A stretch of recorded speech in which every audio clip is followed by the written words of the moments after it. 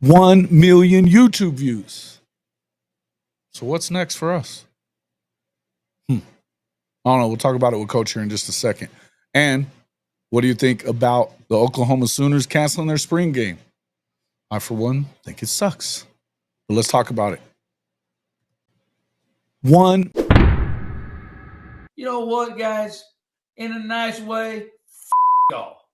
We don't give a shit.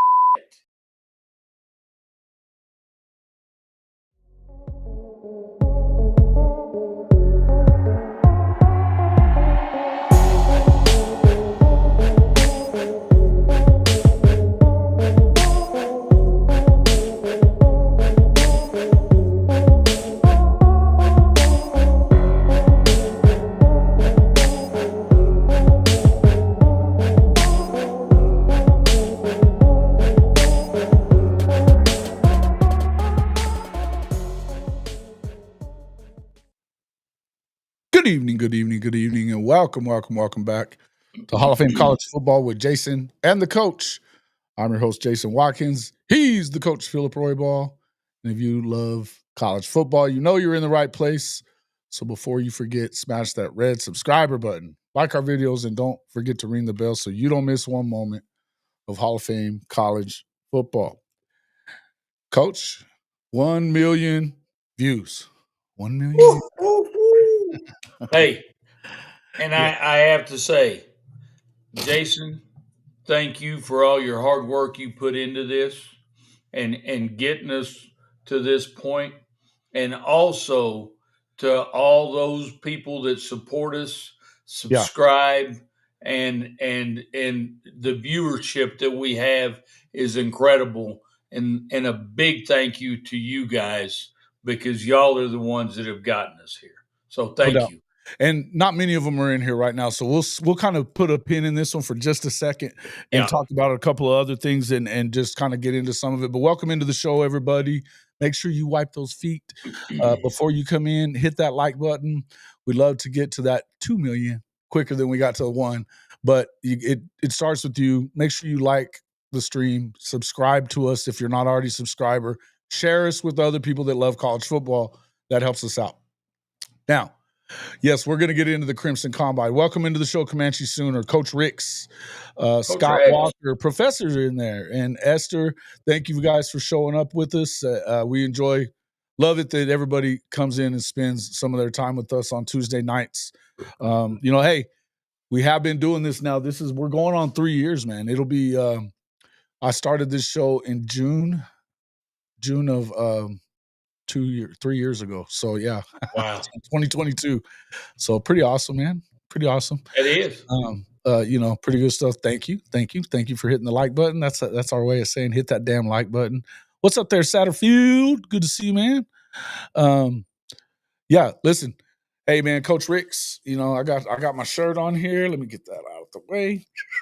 Got my shirt from Coach Ricks's channel. He hooked All right. with a golf shirt, man. Heck yeah, appreciate it. Good stuff. Job. Yeah, man. And so, Coach, we'll talk about a few things, but let's go ahead and start with that. Everybody already wants to talk about it. I can already tell. The spring game. It looked like they might keep it for another year or whatever, but they decided, and I don't know whose decision it was. Ultimately, it probably fell on a few guys. Few people that had decision-making process in this, right? So, I don't know. It feels like maybe it's the right thing to do. Maybe it isn't. But here's my feeling on it, and I think you kind of alluded to it when we were off air for a second. It almost feels like everybody else is doing it in the SEC. And I'm not saying that that's why you have to do it, but here's the thing. Coach Venables is at least somewhat on the hot seat here. He's got to win some football games. They've got to show that they're flipping it around the other direction. The schedule's ridiculous, but he's on the hot seat. I think he's got 2 years, unless it's just an utter disaster this year.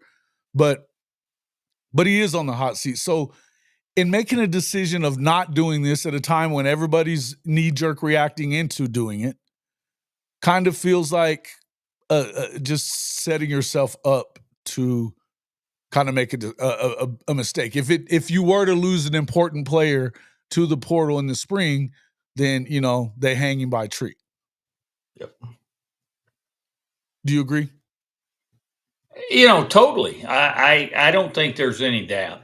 I mean, with most of the teams already doing that in the SEC, I mean, he's got to follow suit Yeah. because just like you just said, if things went wrong, that's just a little bit hotter that seat gets. And you know what? The seat's hot already. We all know Yeah. it's hot. But it can get hotter. And why do you want to make it hotter in the spring? There's no sense in doing that. Follow suit with everybody else and let it be what it is. Now I know it's not worth a shit for the fans, Right. but at the end of the day, he had to make that move. I think he did too, and I think and Marcus Dent is in the chat there, and he had made a comment in one of our group texts yesterday about it, and just I think there's a lot. They just spend a lot of money on a guy, in Jim Nagy, who's going to, there. It's going to be quite a bit of an overhaul, I think, as far as the whole front office structure type of deal they've got. And I'm not just talking about as far as your recruiting. That's going to have a huge part of what he's there for.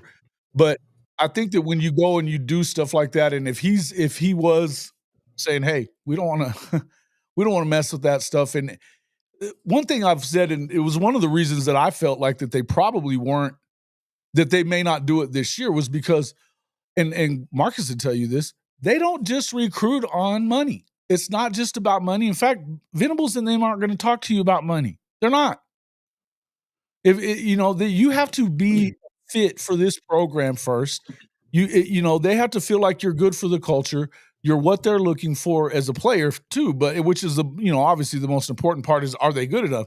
But if you don't align with the way that they are with the soul mission and some of these other things, chances are they're not going to offer you a scholarship anyway. No. So Right. I just felt like you might see it continue to stay around. And you've heard people at Georgia saying they're going to keep theirs. I think that wait and see. The dominoes are going to continue to fall over, and we'll find out who keeps one and who doesn't. I don't know what's going on. I know that last year you had Ole Miss. Texas already jumped off that boat. There's other programs around the SEC that are already starting to do it. And again, I feel like with the major thing to me is that one of these deals is that if you're Brent Venables, you can't afford bad optics right now. And losing a player, whether it really hurts you or doesn't hurt you or whatever, because you had him showing up in the spring game or whatever for everybody to see on television, that's not good for you, you know? And if it doesn't work out, and there's some other reasons. I don't think it's just because of Oh, right. I don't think it's just because they're worried about poaching. Because again, I don't know that they're worried about poaching, to be quite honest with you.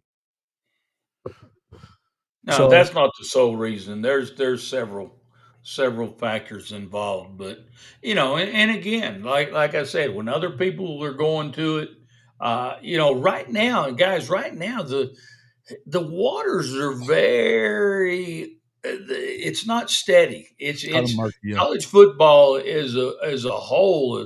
There's murky waters and there's waves and Yeah. there's a lot of instability in college football today, and this is just another piece of that. Another piece to that, guys, is even right now you have players that are saying even if they're having a spring or spring ball and spring game, but you got players that are saying they're not going to play or go through spring ball, and they're because they're wanting more money.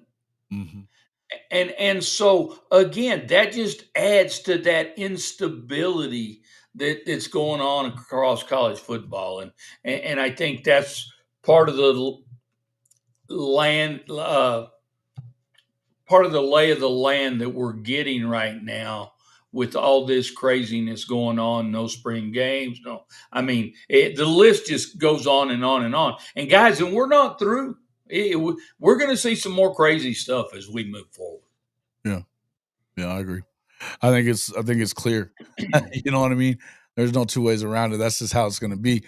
Uh, Look, and I mean, we're talking about there's a lot of different stuff that's going on.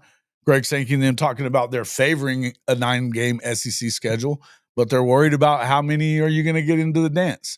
Obviously, talking about this year coming up, or no, for going to 2026 and beyond, and which is him basically setting up why they want 4 for sure. You know what I mean?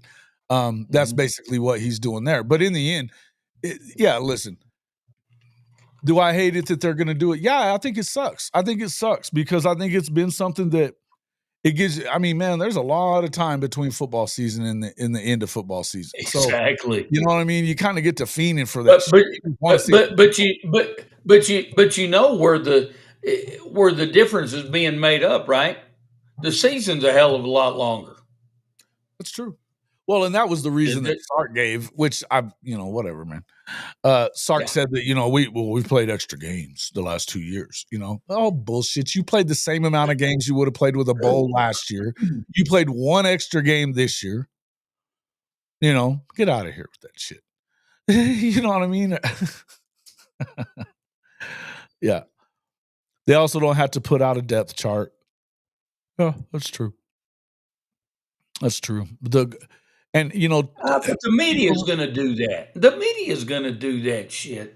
I What mean, depth chart and all that shit. they're going to put together depth charts and The thing is, they don't allow media in practice a lot of times, though. You know what I mean? They're not. They're well, these and days. that's the next question, Jason. How much? Because I know they do during the spring. They allow media, but is that going to be pulled way back?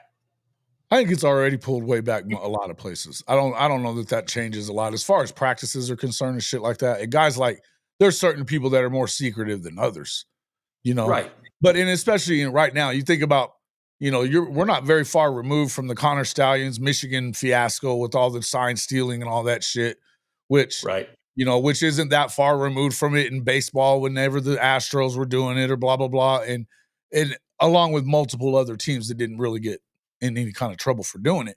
But which, sign stealing is, I mean, shit, man, change your fucking signs. You know what I mean? Like, Hey, I've always looked at that as if you ain't cheating, you ain't trying thing anyway. You know what I mean? It's like within the letter of the law, sure, but you're gonna have to look, man. You're looking for any edge, game of inches. You're looking for edges, right? you know what? Yeah, and this was always my philosophy. Yeah, We're gonna push it right up against the line as tight as we can get it without crossing over. facts, right? JT says canceling the spring game isn't going to stop these schools from tampering our guys hopping in the portal. If they can tamper during the season, they'll do it in the offseason. Oh, I agree. I agree. I don't, and again, I'm not going to sit here and tell you I think that it's 100% about tampering when it comes to Oklahoma. I just don't. And because to be honest with you, how many guys left in the spring portal last year? There wasn't any. Off the top of my head, I can't think of anybody that mattered. You know what I mean? Not to say that it can't. Not to say that it can't, but I don't think that that's a concern as much as people are acting like it is. Right? Yeah, Kimberly K. I was kind of late getting this stuff in there. I barely got in from work and I didn't really have time to put everything together. So You was dilly dicking around. it was the last minute. It was definitely the last minute. So that's why. Shawty says, as said earlier, the spring game is not a regular scrimmage. It helps define the pecking order and is very close to game emulation, a big confidence booster for young kids being in front of them. No, I agree. I think that that's the concern that I have with it is that the spring game itself, it's not as much. I mean, it's much about the fans for me because I want to be there. I want to see. We all want to. Shit, we're missing out on football right now. We hate it, but Yeah. there is that side of it. I think you're right, Shawty. I think that as big as anything, it is a big confidence booster. You're playing in front of your crowd there in the stadium, Sanford Stadium. They're in there getting after it and being loud. So, if you can get in there and you can perform, you're a freshman or you're a new guy coming in or whatever, or even if you're not, you're just trying to get your opportunity to be a starter and you have a big spring game. It pushes you a little bit. What I will say is that doesn't mean they're going to not have a spring game. It just means they ain't going to do the shit in front of everybody. They scrimmage after every week of the spring. Well, you know, and I know and it's across different universities, but I obviously I keep a lot of focus on the Irish, and you know we have a lot of fun with the spring game because you know we split up coaching staffs and we you know we have a draft. They do a draft, and so there's some fun things that occur over the spring. And I think I've mentioned this before that, you know, football's already, you know, it's pretty damn intense all year round now. And so having a little break in that monotony and, you know, getting to pick teams and, you Yeah. know, it just adds a little bit of fun for the players. And I think we're taking some of that fun away in a little bit. And they need a little bit of that, I guess my in question would my be, opinion. if they get rid of the spring portal, does it eliminate this talking point? Do they go back to it? That's a great question. That's a great question. Because when you start listening to guys like Matt Rule, who by the way is getting awfully whiny lately. You know, whatever I liked Matt Rule up until the last month or so. He's getting awfully bitchy and whiny. They were talking to him about playing non-conference good teams, like going back to playing the Oklahoma game at least every few years. And you're like, why in the world would I do that when we play the schedule that we play in the Big Ten? What the fuck is wrong with you? Because college football depends on it.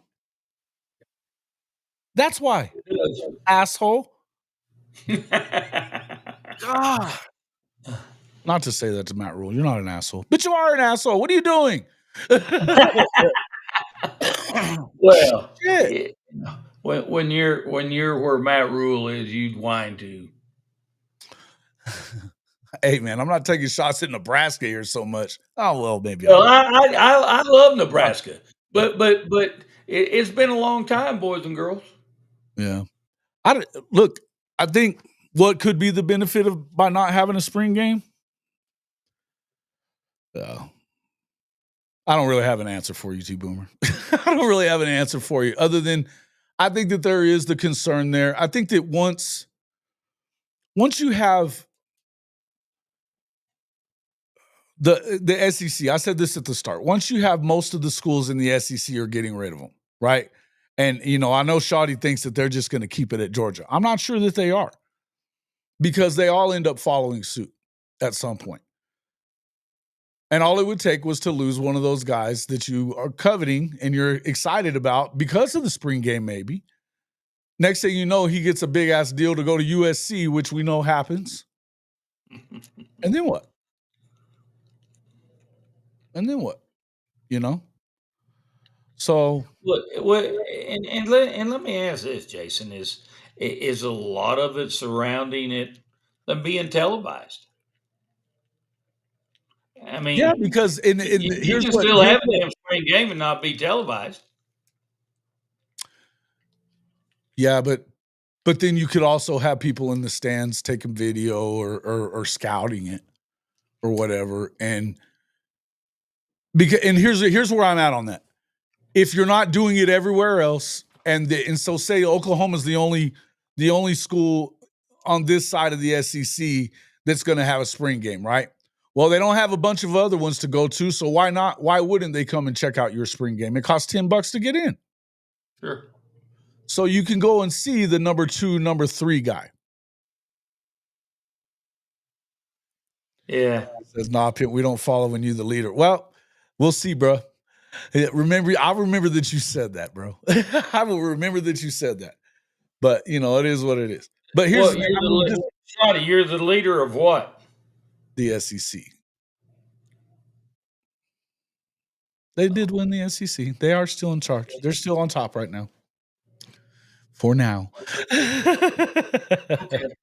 For now. Well, you know, they let that boring team beat them this year. Uh-huh. Yeah. That old boring team. Or boring ass football beat them. And that is a fact. But so in any event, so where I'm at on it is, if you're the only school over there doing it, then you got people coming around and they're looking for those number 2, number 3 guys, right? That those are the guys they want to tamper with. They're the ones not making that much money yet. But if they see something that, hey, he can start here, then maybe you lose out on a depth piece. I don't know that that's enough reason for me. I'm kind of with you guys on the Oklahoma side of this that don't love it. I agree. But here's what I'm going to tell you. Here's what I'm going to tell you, OU fans that are not loving this. Okay. If you are one of these folks that loves to bag on BV and talk about he ain't the guy, he ain't a head coach. Think about this for a second. If he lost a player after they had a spring game this year, what would you do? How would you feel? I'd be pissed. You'd be pissed. You'd be fucking the stupid motherfuckers trying to be different, blah, blah, blah. Man, you know we hear it all the time. Go watch the damn Sooner Surge. You'll hear it every fucking night. Every night. About every little thing they do wrong.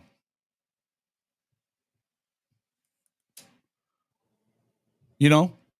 And it's easy to do that shit, pile on afterwards because everybody else was doing it this way. And you decided you had to be different. And look, we just lost a key linebacker. We just lost one of our safeties that we want to have. We just lost one of them damn receivers. Our receiving room's shitty. I could just hear it. I could hear the conversation. Nails on a fucking chalkboard. Well, I'm going to tell you what. I'm going to throw a different perspective out there. You know what? If we play the spring game at Notre Dame, and we have players that leave, you know what? Take your ass and move on. We want people that want to be here at Notre Dame. I agree with that. So, I think, and I would tell you that Brent Venables agrees with that. I think that Brent Venables agrees with that. If you don't want to be here, get the hell on. You know what I mean? But T, you're right. Everybody would lose their shit, though. They would. You know it. I know it. Yeah. No, I agree. We've got some moderately pissy ones, and then we've got some over-the-top ones, and they would throw a fucking shit fit. Well, I tell you what's going to be interesting is to see who does it, who doesn't, and see what happens to those that do have their spring games, and see, are they going to be losing people? Yeah. We would. That's, you know. But when you listen to what Matt Rule said, think about what Matt Rule said. After our spring game last year, we were scrambling to keep a bunch of our second and third string guys because they were jumping in, you know, on the phone and tampering. Wham. Quit fucking crying and just start calling his ass. Yeah, dude, he's starting to act like Lincoln Riley and fucking BK.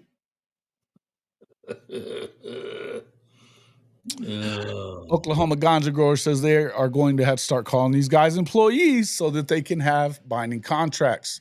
That way a kid can't just up and leave if they get their feelings hurt or they're offered more money. Listen, that I got to tell you, man, there's going to be a year-by-year contract is about as good as you can get it, and that's on the rev share. When it all boils down to it, NIL, and that's something we're going to end up talking about here in a few minutes anyway, you ain't going to stop this shit. They listen, you don't unring bells. You can't unring a bell. And they fucked this up a long time ago when the NCAA didn't get out ahead of this whole lawsuit, and then all of a sudden they get caught with their pants down because they knew that Justice Kavanaugh was about to rake them over the coals about their labor practices, quote unquote. And so they threw NIL at the problem. The problem with that was the NIL, that's not what it's supposed to be for.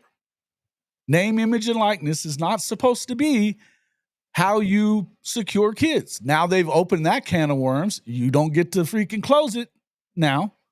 And guess what? They've made it real clear that you cannot mess with their ability to make money with NIL, which is exactly why the kid from Wisconsin that they told him, no, you're not going to get out of this deal with us on the NIL.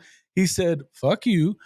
I'm leaving. He disenrolled and he's at Miami now. And what did the NCAA say? Nothing we can do. The transfer portal don't even mean shit.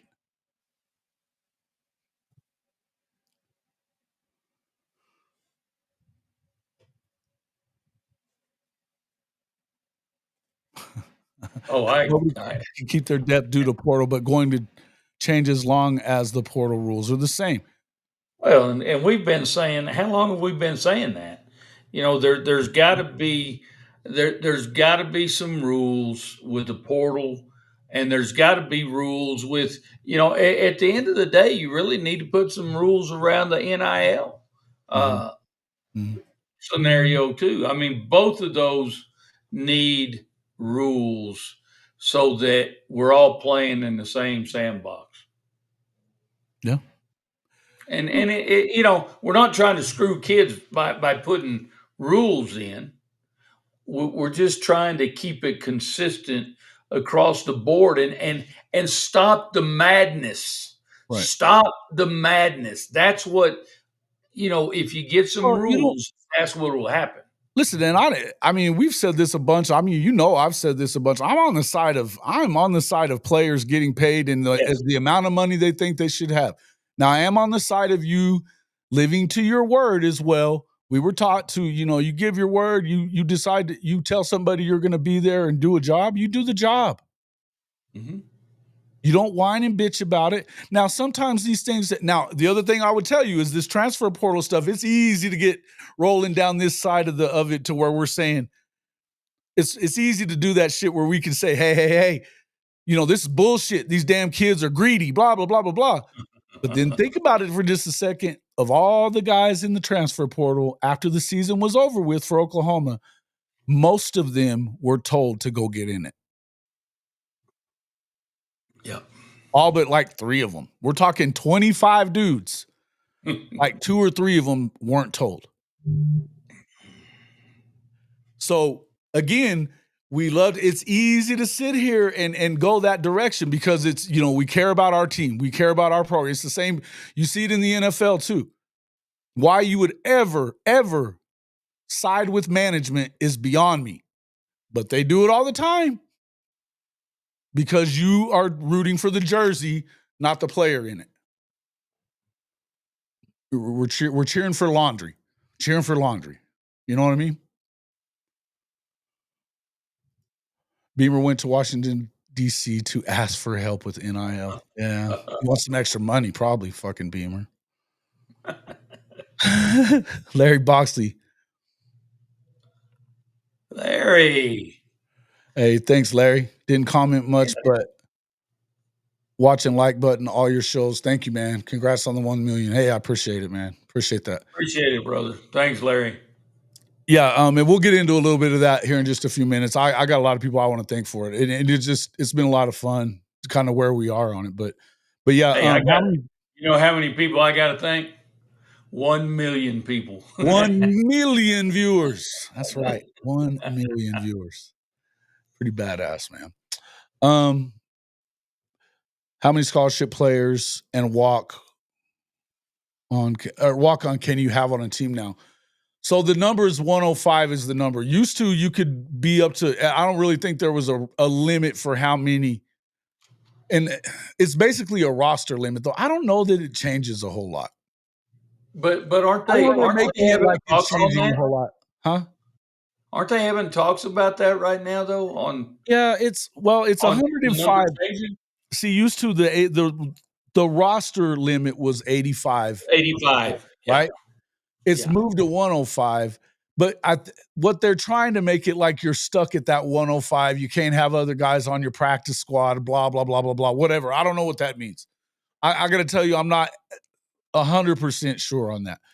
I would tell you that I don't believe it for a fucking second. I don't. Because now it's a professional sport. So they're going to have a way to replace dudes. if they need to, as many as they need to.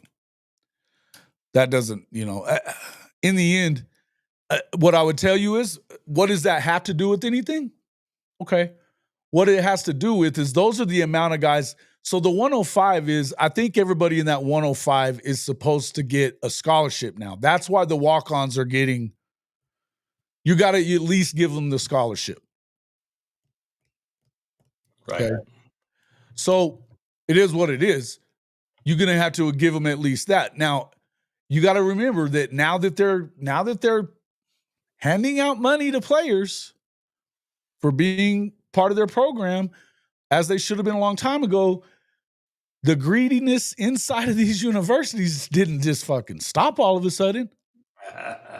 They're going to have to cut it back. They're going to try to cut back on their spending and what they can and can't do. This is what we were talking about before. Listen, I guess we kind of, we're going to just talking about everything a little bit, but when we were talking about ACC, now they just settled their lawsuit with Florida State, right? And Clemson, and apparently the lawsuits are over with. That buyout clause has gone down to like 165 million. I think it was 500 million was the going rate if you wanted to leave the ACC before the 2036 or whatever. We all knew it would never stay that. But now it's 165 and going down by 18 million a year until it levels out at 75 million. Why are they doing this? Well, because they're trying to get it under control a little bit. They want to slow down conference realignment because, let's just be real, if the Big Ten and the SEC wanted Florida State or Clemson, they'd already fucking be there.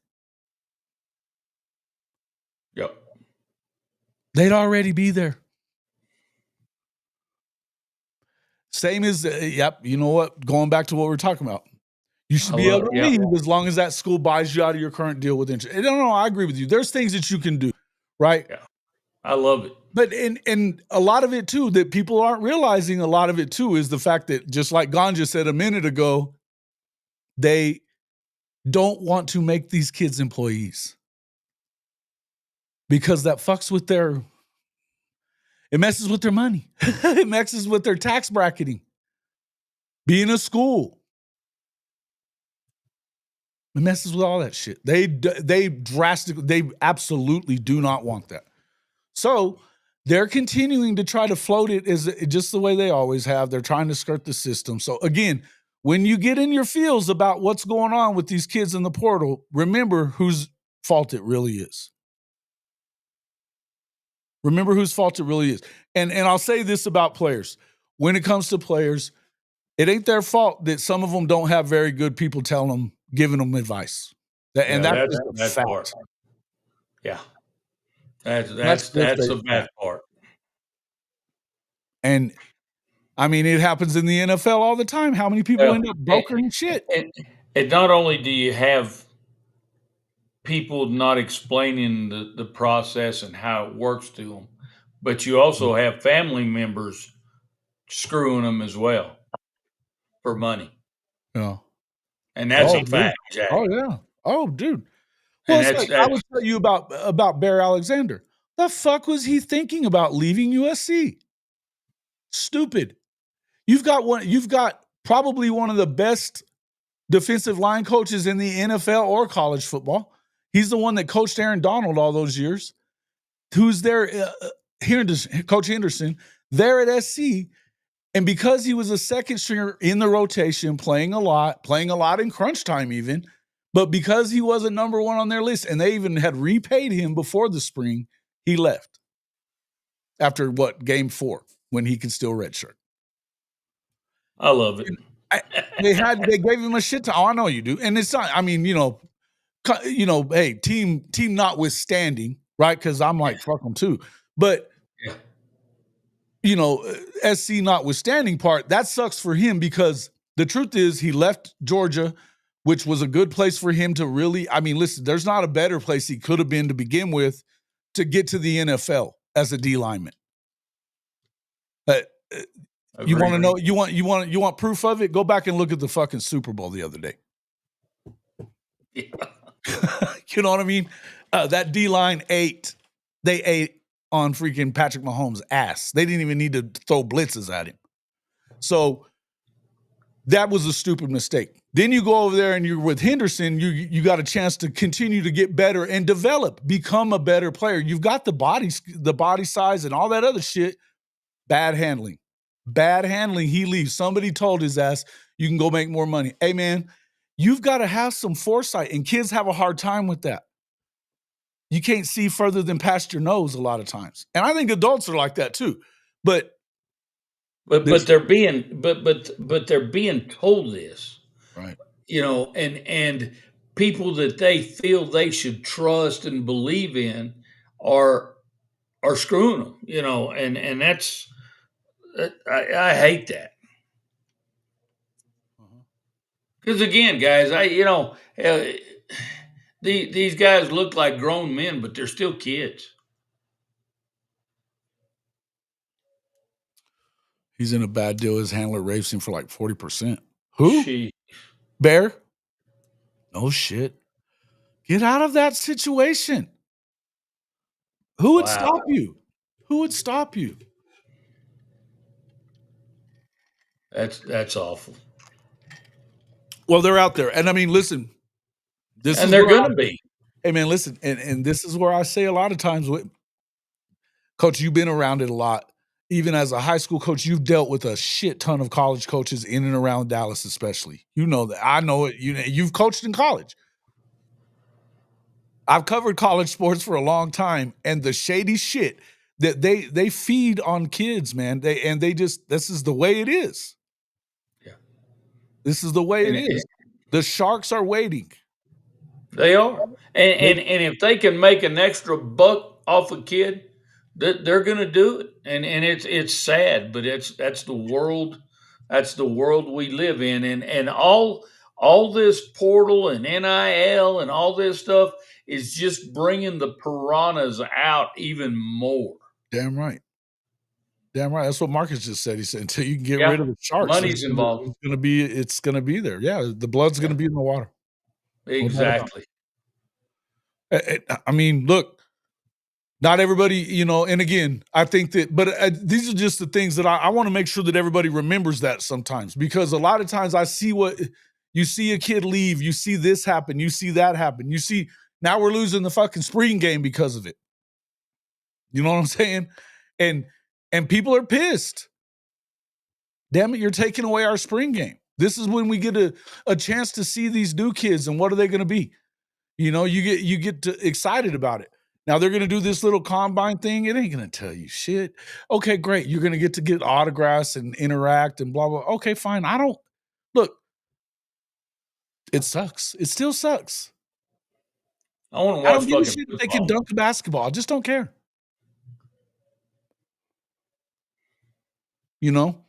But in the end, these are the things that have happened because of the adults in the room, which is the NCAA, the conference presidents, the commissioners, the coaches. It's just facts, man. It's just facts. And they will do you dirty quicker as hell. And just think about it. Did you hear BV advertising that he was telling those kids to get in the portal? No. You're never going to hear that. He did say early on that he was going to have some tough conversations with some kids that he didn't want to have. He admitted it was coming. They didn't announce that as the school, that, all that was announced is so-and-so put his name in the transfer portal. He'll have X amount of years left. Yep. So, and that is, that's business. It's business. But you know what? I do have to hand it to those coaches that are having those tough conversations. Yeah. And saying, look, son, you know what? It's in your best interest, because of where you are here at the University of Oklahoma or Notre Dame or Georgia or wherever it might be. Yeah, wherever. Or Nebraska.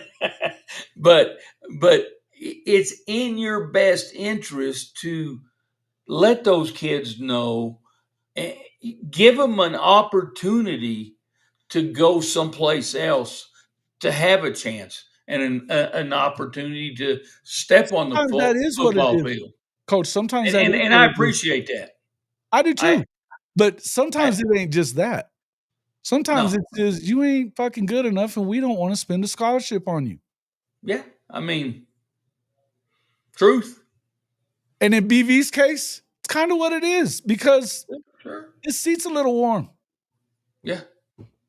Well, and I tell you what, the I'm truth not be I'm not told, bad-mouthing BV, you know no, I love no, the no, guy. no, no, That's no, not what I'm no. saying, but But the truth be told, that's every head coach. hey, man, your Because ass is on here's the the line. thing: Your ass is if on the you line. don't, your ass is on the line every ball game, Yep, every season. Your ass is on the line, and yep, if you don't get the best roster you can possibly get, and it mhm, may be that you have to get rid of some of those guys that are filling a roster spot, that you've got better players, you're gonna do that. That's just the way it is. That's yep. business. Well, And and college now football that was you're a adding business, it's always but been now it's business, right? a bigger business. It's Correct. a bigger business. It's a business out in front of everybody now. Yeah. And think about this is that now especially that they're bringing in rev share. This is of course provided that the lawsuit, the settlement goes through and everything on June 1st, but which it feels like it's probably going to. There's some people that are against it, but it feels like it is going to. In any event, things are going to continue to go down this road either way. I mean, if it doesn't work out this way, it'll work out the next way or whatever. But the truth is, we have now entered into the time where money's going to be on the books. And look, we got to get him out of here because we can't afford him when he's hurt all the time or he's not playing because, he just doesn't fit our scheme like we thought he would. He's not working. He's just not as good as we thought he He's was not going to as good be. as we thought. Maybe you gets in your doghouse for whatever reason, whatever fucking reason. I don't want to pay him anymore. Yeah. We're done. We're getting a divorce. That's right. We just brought in a GM. Everybody's bringing in GMs and shit. Yeah. It's going to be about money versus production. Money versus production. This is what we're talking about now. Yep. This is what it is. I mean, yeah, and I see everybody kicking and screaming about it, and I understand it. But the things that I think that we can fix are not the things that we are. Like holding coaches accountable for saying, you know what? Don't fucking tell me that you don't want to schedule Oklahoma because why would you whenever you already have to play a tough schedule in the Big Ten? Your ass, you play a tough schedule in the Big Ten. Y'all just suck. Just like Lincoln Riley doesn't want to play Notre Dame. Exactly. That's what you're going to get rid of 90, 100 year. 98 years. 98 years we've Just been call it playing. 100. That's what it is. It's a Yeah. 100-year fucking rivalry, a century long, and we're going to get rid of it because but some of those years we got to play Oregon and Ohio State. Whiny bitch. But the interesting piece about that is, you know what? Notre Dame, the words come out of both sides of the mouth because we can compete with Notre Dame, but then when you're having to compete against them, you don't want to. Oh yeah, and especially when you've lost. Well, look, that fucked us out of a spot. Blah blah blah. Not that it did, but you know what?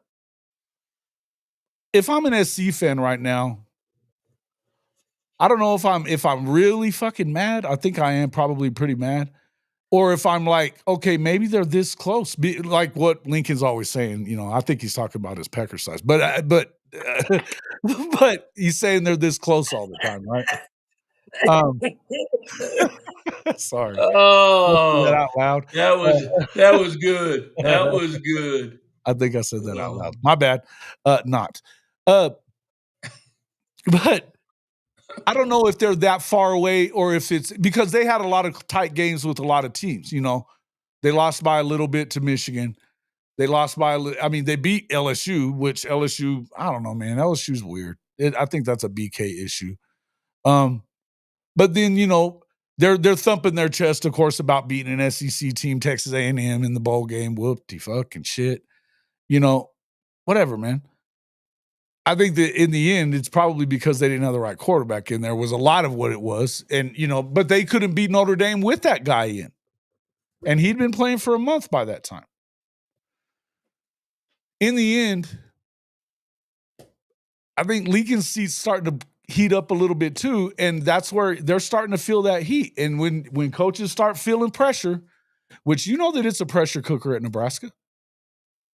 It's a pressure cooker there, man. They don't fucking wait long. They pull the trigger on you there. Yep. And they've been screwing it up since Tom Osborne, pretty much. Yeah. Hadn't gotten it right yet. I agree, Shoddy. Hell, don't No, go to I'm class. with you. Just go play football. Listen, I don't know that. Yeah, I don't know. I don't know that you can require them anymore. How? I think if you're a college football player, it behooves you to go to class though. Well, And I and think what that percent? because it's still 1% of guys that make it to the next level, Bryce. Exactly. You still need to get an education. No. And I'm going to tell you Especially guys, when it's a free $1 education. million, Go get the shit. Go get the shit. and let me tell you this, $1 million in today's day and times in society, guys, you're not going to you're not going to make a lifelong living off of $1 million. It just, I tell you what, when you start figuring where that Well, that's shit all. goes, and I can tell you, the reason I know that is I'm looking at my retirement. Hey, Can it work? Can I make it work? Yeah. yeah. And you've had So, you've had some pretty damn good paying jobs, you know. I know you have. so kids got to understand that again. And none of them do. They don't fucking know taxes. They never paid taxes before. Yeah, out of $1 million, they're going to get about 600,000 They will. out of That's off yeah. taxes. That's not including paying your fucking handler or your agent or No, whatever either. that's just right off the top of Mama and taxes. daddy wanting a house, cars. Yeah, yeah. Your broke So ass friends needing help with their they bills. they better get a damn education. Yeah. I guarantee you, we won't. And I'm just telling you, we won't get off of that at our place. Yeah. That's not what we're. Oh yeah, a working family man that'll move his whole family for $50,000. Well, of course you would. Yeah. Of course you would. Oh. But again, though, but you have to make a decision. You have to make an informed decision on that. If you're a working family man, you're not. You don't have anybody in your ear telling you got to do it because of this or that or this, That's your in decision. their own way. It's kind of your own thing. And on top of that, you're making that decision with your wife or whatever. And you're weighing pros and cons. Kids at certain ages, so not all of them again are getting good information. Number one. Oh yeah, fuck yeah, we all leaving. We gone. Listen. Yeah, but I'm talking about for these college kids though. There's a difference here because that million, yes, it's great. Sure. But that's not talking about them having a job. What are they going to do when they don't go to the NFL and they got to go to work and they hadn't been to class and they can't, the next thing they know, the only job they can find is a damn custodial job. And I'm not Right. trying to knock that, but I'm Any just of it, saying, right. A low paying job is, yeah, I get it. that there's a huge difference in those Sure. two things. Well, and Shotty's in multiple businesses. He knows what the hell we're talking about. He did use, his education for You he damn brained right up. he did. He brained up. You know what I mean? The dude knows his shit. He's a business guy. He's got multiple businesses. He does multiple things. I love that Yeah. shit about him. That's one of the things I look up to Shotty with. Is that But he's a those are freaking two different entrepreneur. pathways. But right, but you needed to learn from somewhere somehow, and some of it's street smarts, I'm sure. Some of it does come from school. In the end, if you have the opportunity to learn something and get connections within that university that you would have never had, it's great to get them. And There's the other thing. absolutely, absolutely. Um, see it, but you know as well as I do that having that 500,000 being in your account at one point doesn't mean it stays in your account. I can tell you that I'm not going to bring up any names, but I know about a kid that no longer at Oklahoma. He was overspending his shit, overspending his money. He left because they didn't offer him the same amount of money after his first few years. So he had to leave. There's a few of them like that, right? Okay. And you should do that, by the way. But you got to teach the kids some responsibility too. Somebody needs to be responsible. And this kid's parent was not being responsible and trying to help him be responsible. They were the irresponsible party, helping him be irresponsible. Acting like that gravy train isn't gonna run out at some point, because it will. If you don't make it to the NFL, you better find a way to make that money last. Well, that's my point. That's the point I'm trying to make here, guys, is $1 million doesn't last very damn long.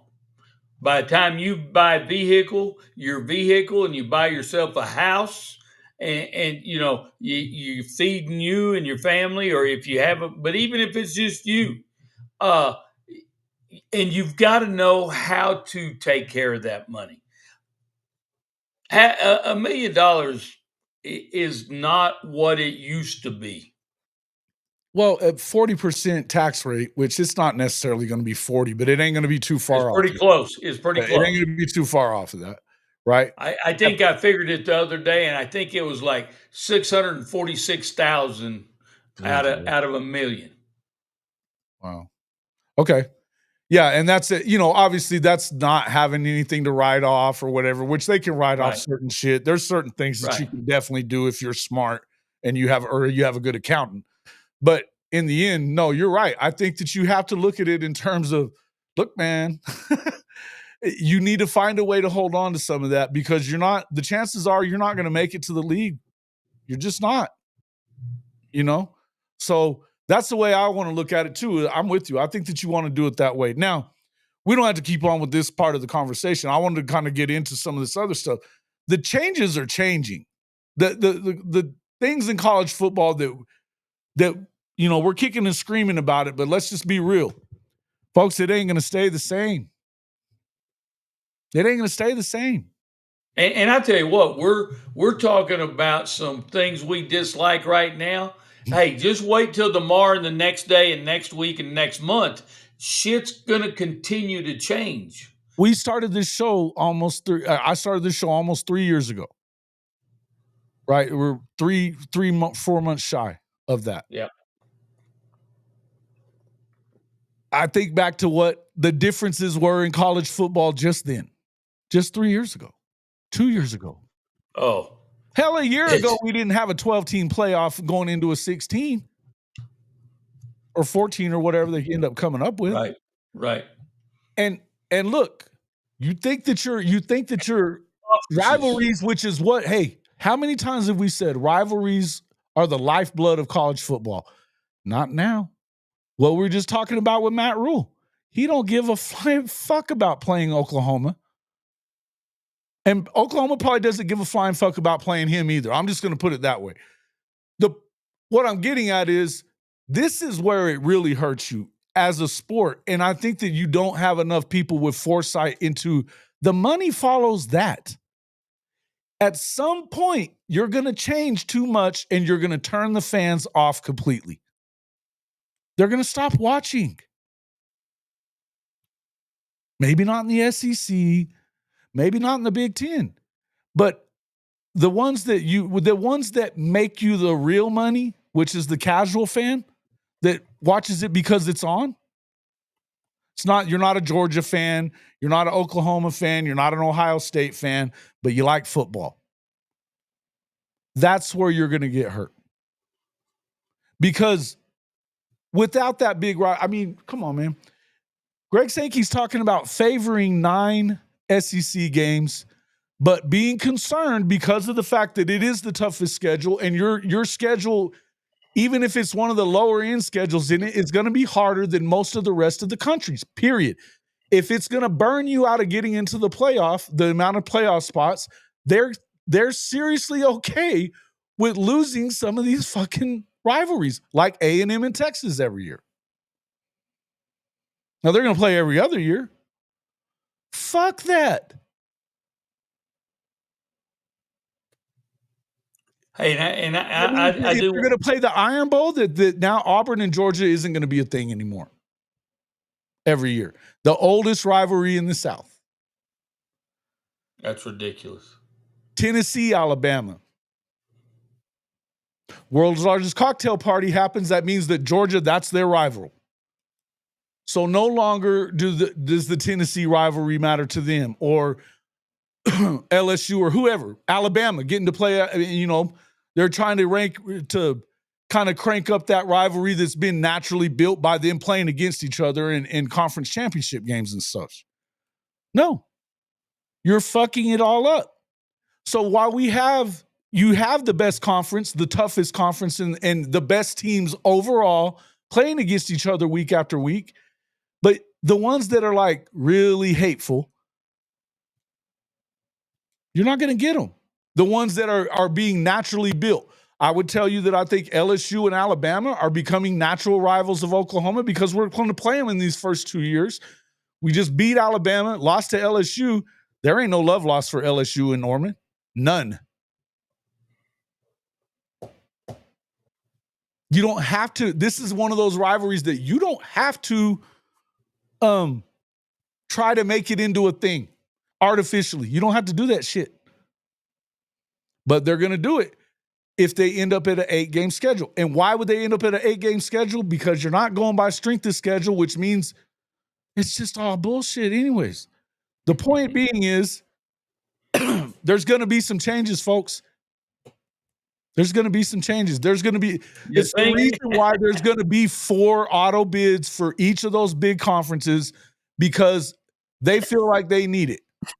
Now, I think it's a mistake. I think it's a huge mistake to do it as an auto bid. Agreed.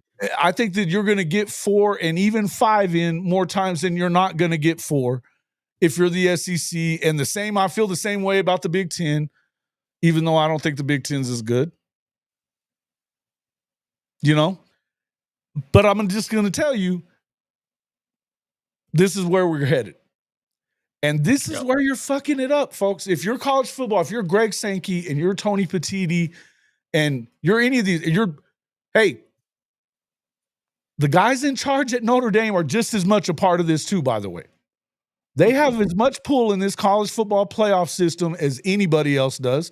Bullshit. They get the same amount of money. You get the same amount of pull. Don't tell me that bullshit. And they're the ones that can stay. You can stay independent. No, I don't give a fuck what anybody thinks. They're not going into a conference, folks. It ain't happening. We're just a poor little independent school trying to hang on. Shut up. Hey, I do want to mention something though, Jason. I want to respond to Shotty's comment. I agree, fellas, but give me the money. There are ways to make it in life without a college degree. And let me just say this, Shotty. Do you know that earning a college degree significantly improves your employment and annual earnings? And I'll tell you what, if you have a college degree, you're nearly 9 times more likely to make over $100,000 a year than you are without that degree. So I that one is a little off tilt for me. Oh. I'm not saying everybody's got to have one. Okay? I think you got arguments for both sides of that, And I'm telling you, college and a lot of people that don't use their degree for their job, for whatever they end up doing. But that's statistically talking. Okay. Yeah. And I'm going to tell you, my wife does not have a college degree. Hell, she makes as much as I do. Mm-hmm. And I've got a damn doctorate degree. So I get the other side of that equation, but the facts remain that statistically you have a 9 times better chance. Yeah. You're right. But it doesn't speak to everybody, boys and girls. Doesn't, and it doesn't. And look, as far as I don't know that I think we're off tangent a little bit on some of that. Yeah. In the end, We're talking But about in the NIL education, stuff. The bottom line is I think that you're not going to change it based on one thing or another. You know what I mean? In the end, you've got to change the way they do things in order for it to change right. And they don't want there's resistance on every side of that for it changing the way, we can sit here and tell Greg Sankey that it's stupid for you to not go to a 9-game schedule. He doesn't give a shit that we think it's stupid. no. Because in the end, he knows that if he gets 4 teams in, the league makes more money than if he gets 3 or 2 or whatever. Now, again, I think that it's short-sighted on the side of him and Petiti and anybody else to think that when ESPN runs the show that you ain't going to end up getting it worked into your favor anyway. I think that, like I said in that column, just because you can doesn't mean you should. Just because you can doesn't mean you should. You know? I don't know, where is Neilio? That's a good question. I don't know. I love Neilio. Oh, man, hell yeah. What's up, D? Good to see you, bro. Good to see you. Thank you, man. Yeah, it's going good. No, so let's talk about this Florida State Clemson thing a little bit. Let's do it. So they end their legal battles. They wanted to be able to get out of the league and not have to pay $500 million to do it, right? Now they're going to stay in the league, it sounds like, even though they don't have to pay $500 million to get out. Fuck y'all doing? What are we doing? Florida State don't know what they want, right? They don't know what they want. Well, the thing is, Jason, nobody wants their ass. Let's just be honest. I think that has a big part of it too. When you decide you're going to stay, who wants the school that's suing the damn conference? Exactly. No way. Yeah, listen. Yeah, come on over to our conference. You can sue our ass instead. Yeah, we're interested. You're a great partner to have. We love it. Fuck yeah. Yeah. So now they're not leaving. It looks like, they're from what they're saying on The Athletic, and this is just on The Athletic, they're talking about that it looks like 2030, 2031. That's when it would level out to about $75 million to get out. Right now, though, it's only 165, which is still, again, 350 shy of about what they were going to have to do to get out. And they were ready to do it, according to TJ Pittenger and all those guys over there at Florida State land. And no shade towards those guys. I mean, they're reporting what they're hearing, and I know that they're upset and want it out. I get it. Again, we know they got screwed on the playoff. Do I think they were better than the other teams in it? No. But be that as it may, the playoff selection is pretty shaky. It was shaky with 12 too. It'll be shaky with 14 or 16 as well. They'll fuck it up some way because they can't, like taking 4 and when you don't have to. All right, but anyway, apparently they're going to end that lawsuit every year from the 165. So if they stay a part of the league this year, which they are, it goes down by 18 million for next year. So if they stay in, every year it goes down until it gets to that $75 million to get out. And that's also when the Big Ten media contract is over with. So they could theoretically get into a little bidding war or whatever, or get, ESPN bidding up for them a little bit if the Big Ten wants them, because ESPN and the SEC do not want the Big Ten in their footprint. They don't want them in Florida. They don't want them in North Carolina. They don't want them in the South. Get the fuck out of here. This is our area. So in view of that, I mean, this is the beauty of supply and demand. It allows you to have some leverage if you are Florida State and Clemson, or in this case, really the truth of it is it's North Carolina and Virginia that have all that. Because that's who they really want in the SEC. They could give a shit about Florida State or Clemson.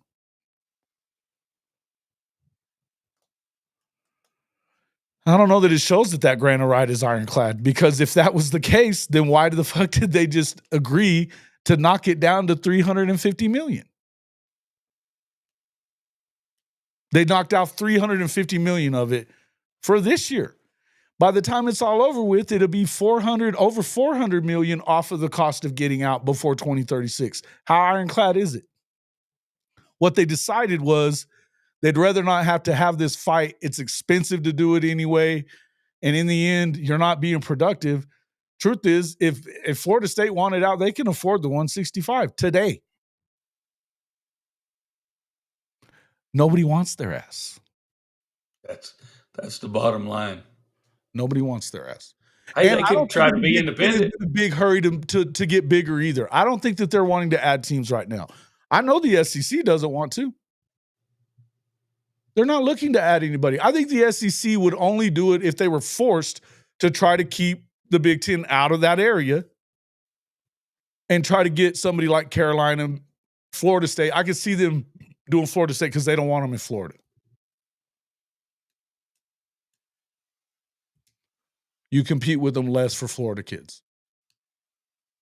That makes sense.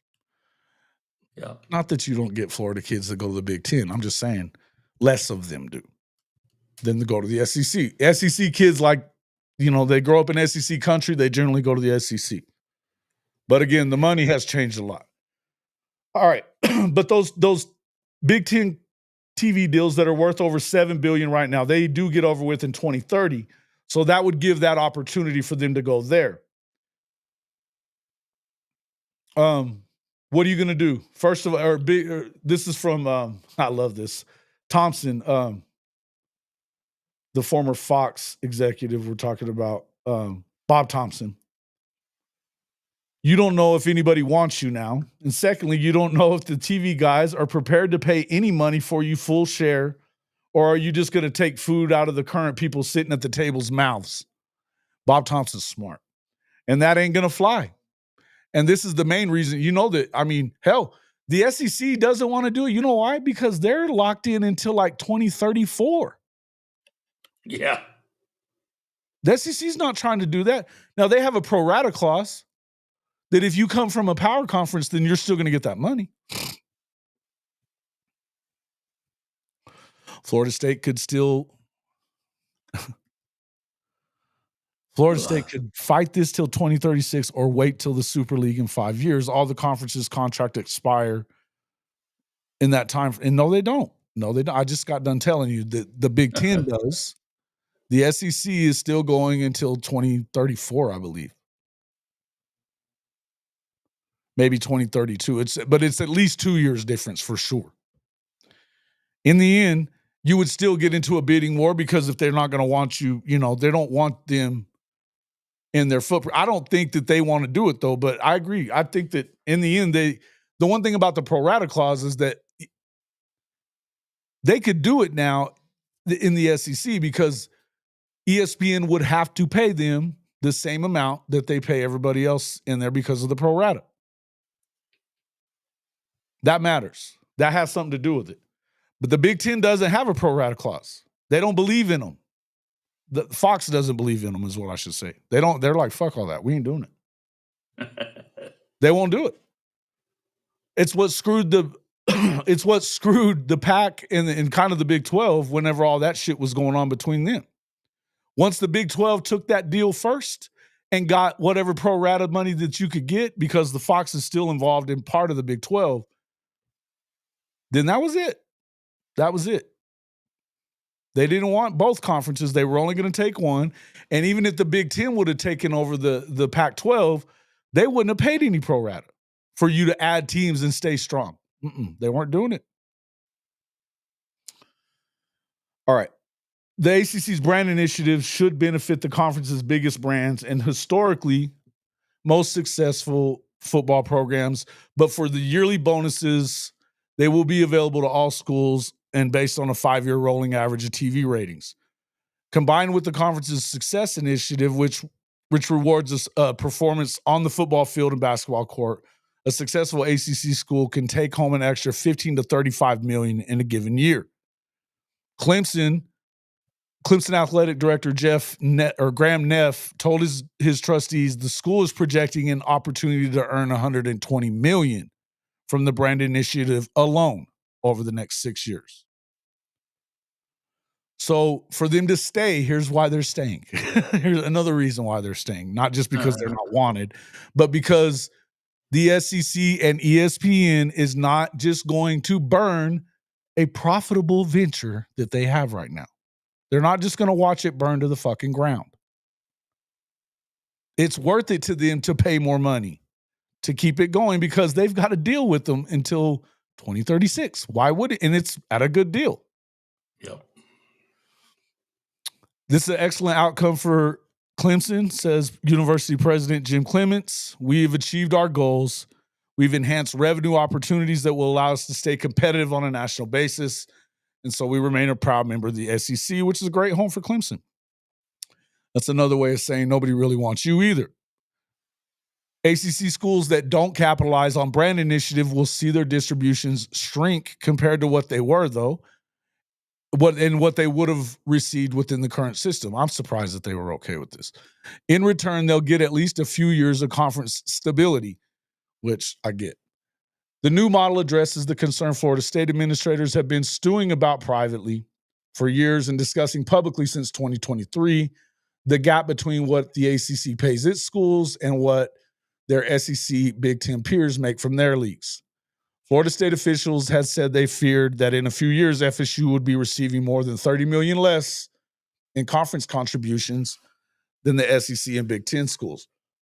For many Seminole supporters, the solution was to figure out a way out of the ACC, a move the school said in its lawsuit would cost more than $500 million.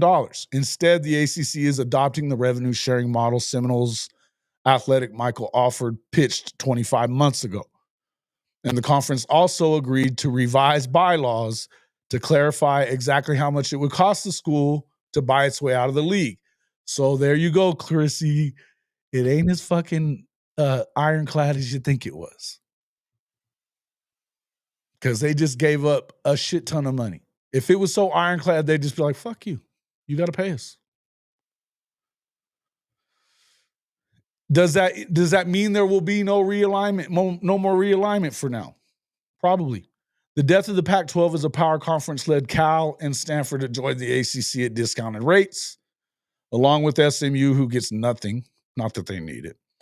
Their additions put more money into the pot for everyone else, money that can now be distributed in a new way and tilted toward the biggest brands, including the Tigers and Seminoles. The Pac's implosion also heightened the stakes for the ACC's lower classes. Did Syracuse or Wake Forest want to risk getting left behind the way that they left behind Oregon State and Washington State? The agreement does not, however, guarantee long-term stability and ward off any next wave of realignment, whether that's further Big Ten or SEC expansion or move towards Super League scenarios. I think the only way that you get a bigger SEC or bigger Big Ten is if they look at a similar model to what the ACC just put into place, Thompson said. Okay. Because at some point, the Ohio States and Michigans and the Georgias and Alabamas are going to say, okay, Vanderbilt, okay, Kentucky, okay, Northwestern and Purdue, you're not carrying your weight, so you're not going to get paid the same. They've already been kind of talking about that, right, Coach? Yep. In fact, yes, sir. The Big Ten's been talking about that already. Yeah. That some point is today. At some point is today. They've been talking about that for a couple of years, as a matter of fact. The truth of it is that, look, you can't just be a member of the league that's paying out a lot of money and not try to freaking just pocket that cash, not put it into your programs, don't pay coaches, don't do none of that shit to try to be better. Because they are going to kick your ass out. I think that if you end up in a Super League situation, you're going to have to go to some kind of, like they do in European soccer, where they got relegation to the lower league because you're not competing. So you're not going to get the same kind of money.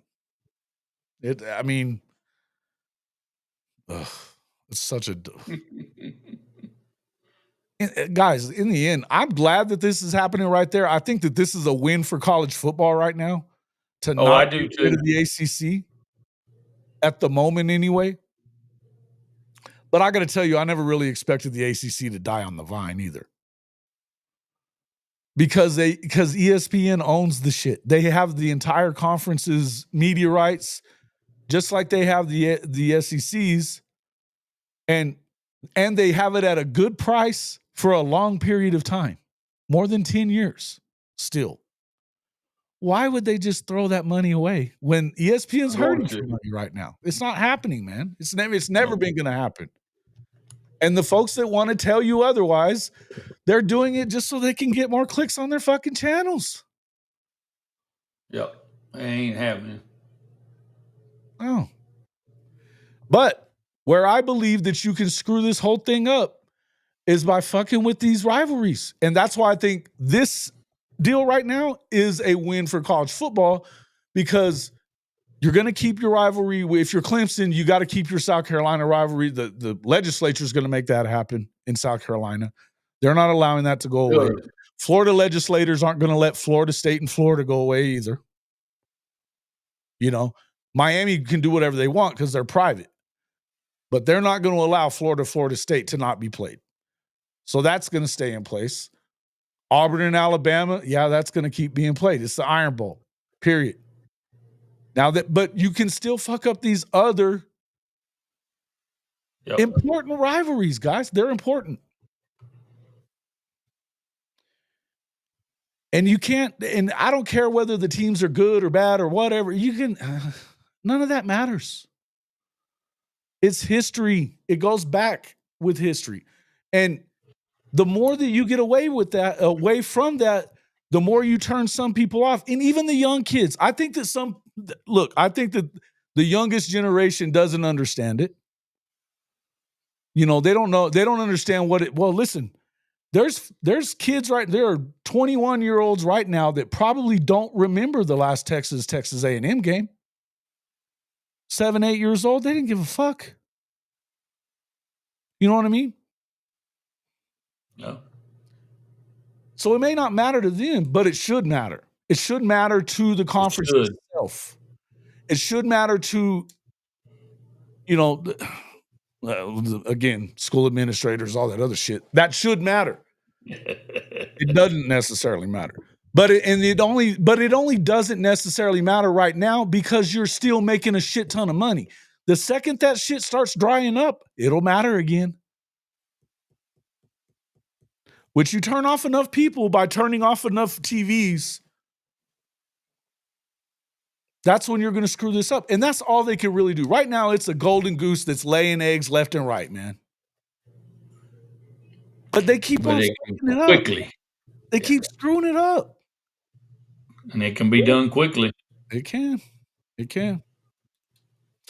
That's where I'm at on that one. Okay, so what's this other one? I was wanting to look at this one other thing. Okay. Greg Sankey favoring that 9-game SEC schedule, but is concerned about CFP bids. This is one of the things screwing it up. They debated going to 9 games for several years. Every year it hasn't happened, especially in the lead up to, but they were debating going to it, especially leading up to OU and Texas joining. And they did last year, but financial competitive concerns led to the conference staying at 8, at least temporarily. Sankey, behind the scenes, according to this, has voiced support for going to 9 games, while confirming on Monday during an appearance on the SEC network, he couched it with concerns that CFP selection committee prioritized losses last year when the SEC only had 3 teams make the 12-team field. I told you guys about this. One of the issues in the room for our athletic directors is what seemed to matter most is the number to the right and the number of losses. The number of losses. How do we understand what it means for our schedule moving forward? I'm one who said I really think we ought to be trying to move towards a 9-game schedule. I think that can be positive for a lot of reasons. You watch the interest around the conference games, but not if that causes us to lose opportunities. Sankey added that he favors games of high interest in general and expressed disappointment at Nebraska recently canceling a series with Tennessee. Yes, this is oh yeah, Matt Rule, you rat bastard. And Wake Forest canceling a future game with Ole Miss, along with you had Ole Miss and USC's game get canceled as well. Many within the conference believe the decision is tied to whether SEC and Big Ten get guaranteed bids in the new format. The conferences have discussed. Oh no, let me read his thing. I'd like to see us play more of these high-profile games, but within the conference and outside the conference, both within and outside. But we have to recognize the CFP selection process is an important governing factor that contributes to the eventual outcomes of whether it's non-conference games or whether it's the number of games played within the conferences. In other words, he's saying that's one more loss for a lot of these teams because of the fact that it is so damn competitive. Because, again, when you put somebody like SMU in there or Indiana over Alabama or Ole Miss or whoever you want to put in, even talking about they have the same record as South Carolina. You put SMU in there instead when we know damn good and well they'd get rolled just like Penn State rolled them. It's a bad move on the part of the CFP. Yevers.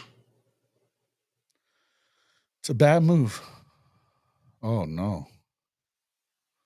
I don't want to hear this. I don't want to know this. He's already hurt again? Oh, shit. That's not good. I haven't seen anything about that.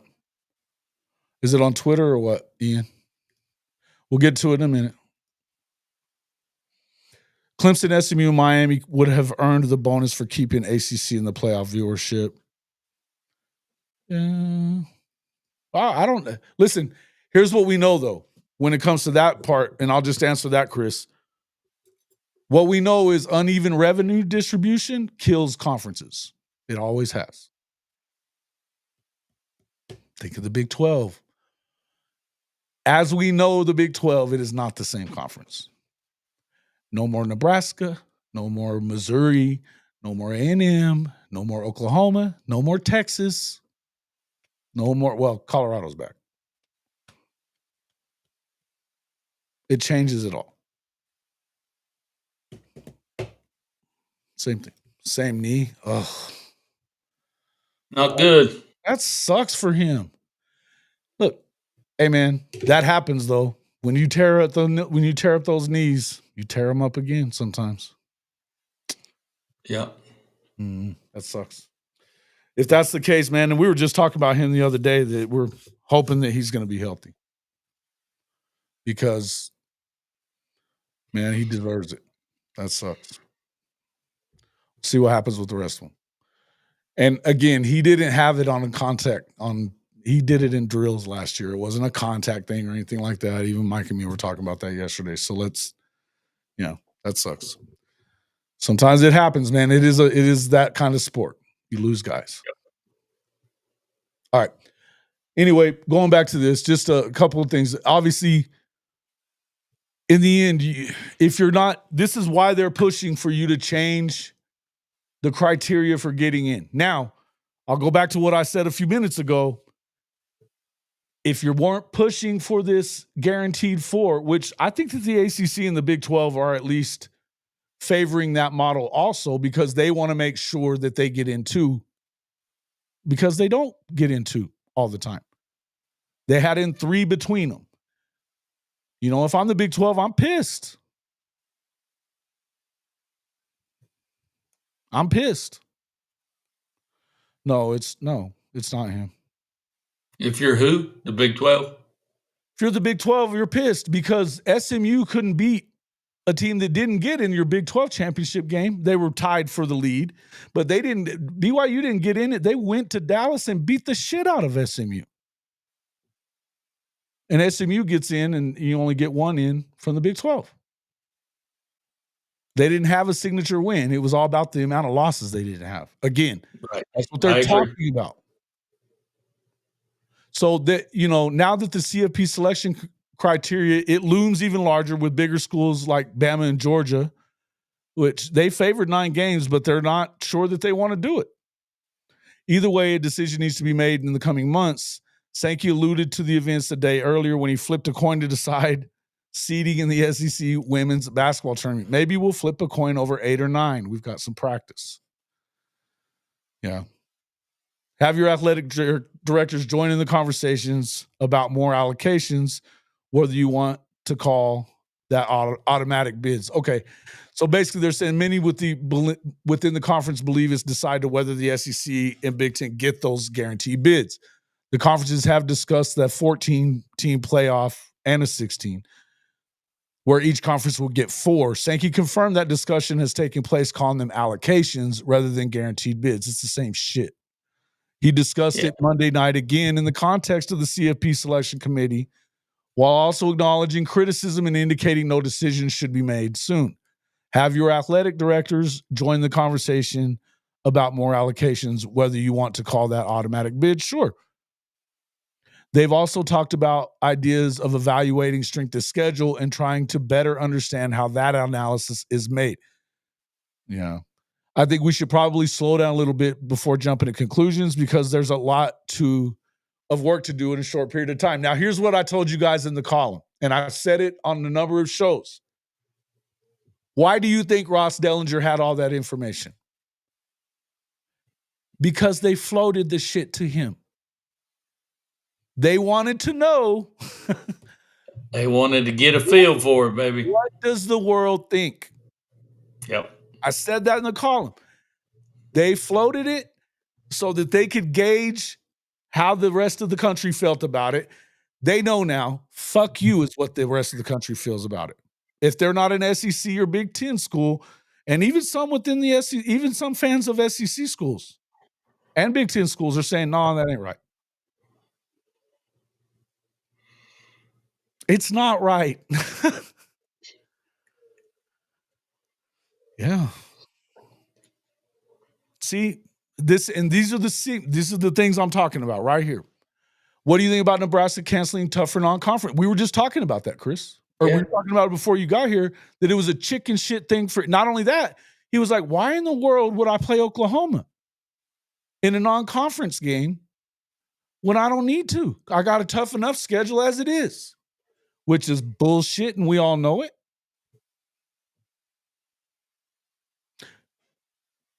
But it's the same thing as what the SEC schools that are saying no 9 games are saying by, we're not going to go to 9 because then we got to play another team that might be able to beat us. And if we got 2 losses and we get a third one, they just showed us they'll fuck us.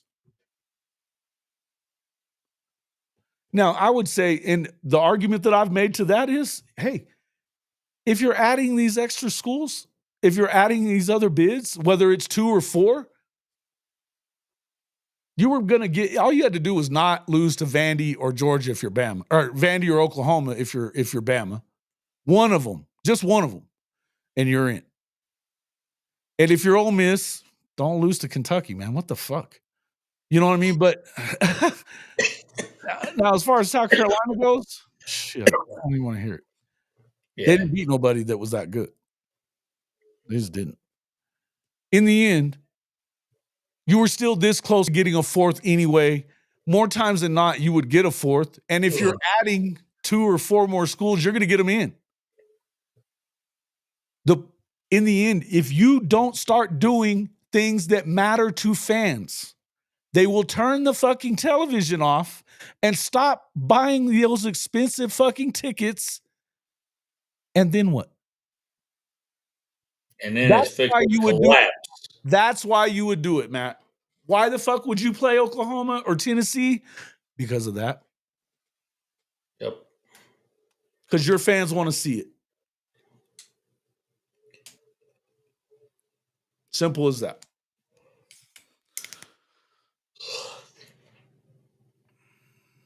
I thought the new college football is all about the big games that people like to see, viewership after conference alignments. You thought wrong. You thought wrong there, Chris. Listen, it's about money, man.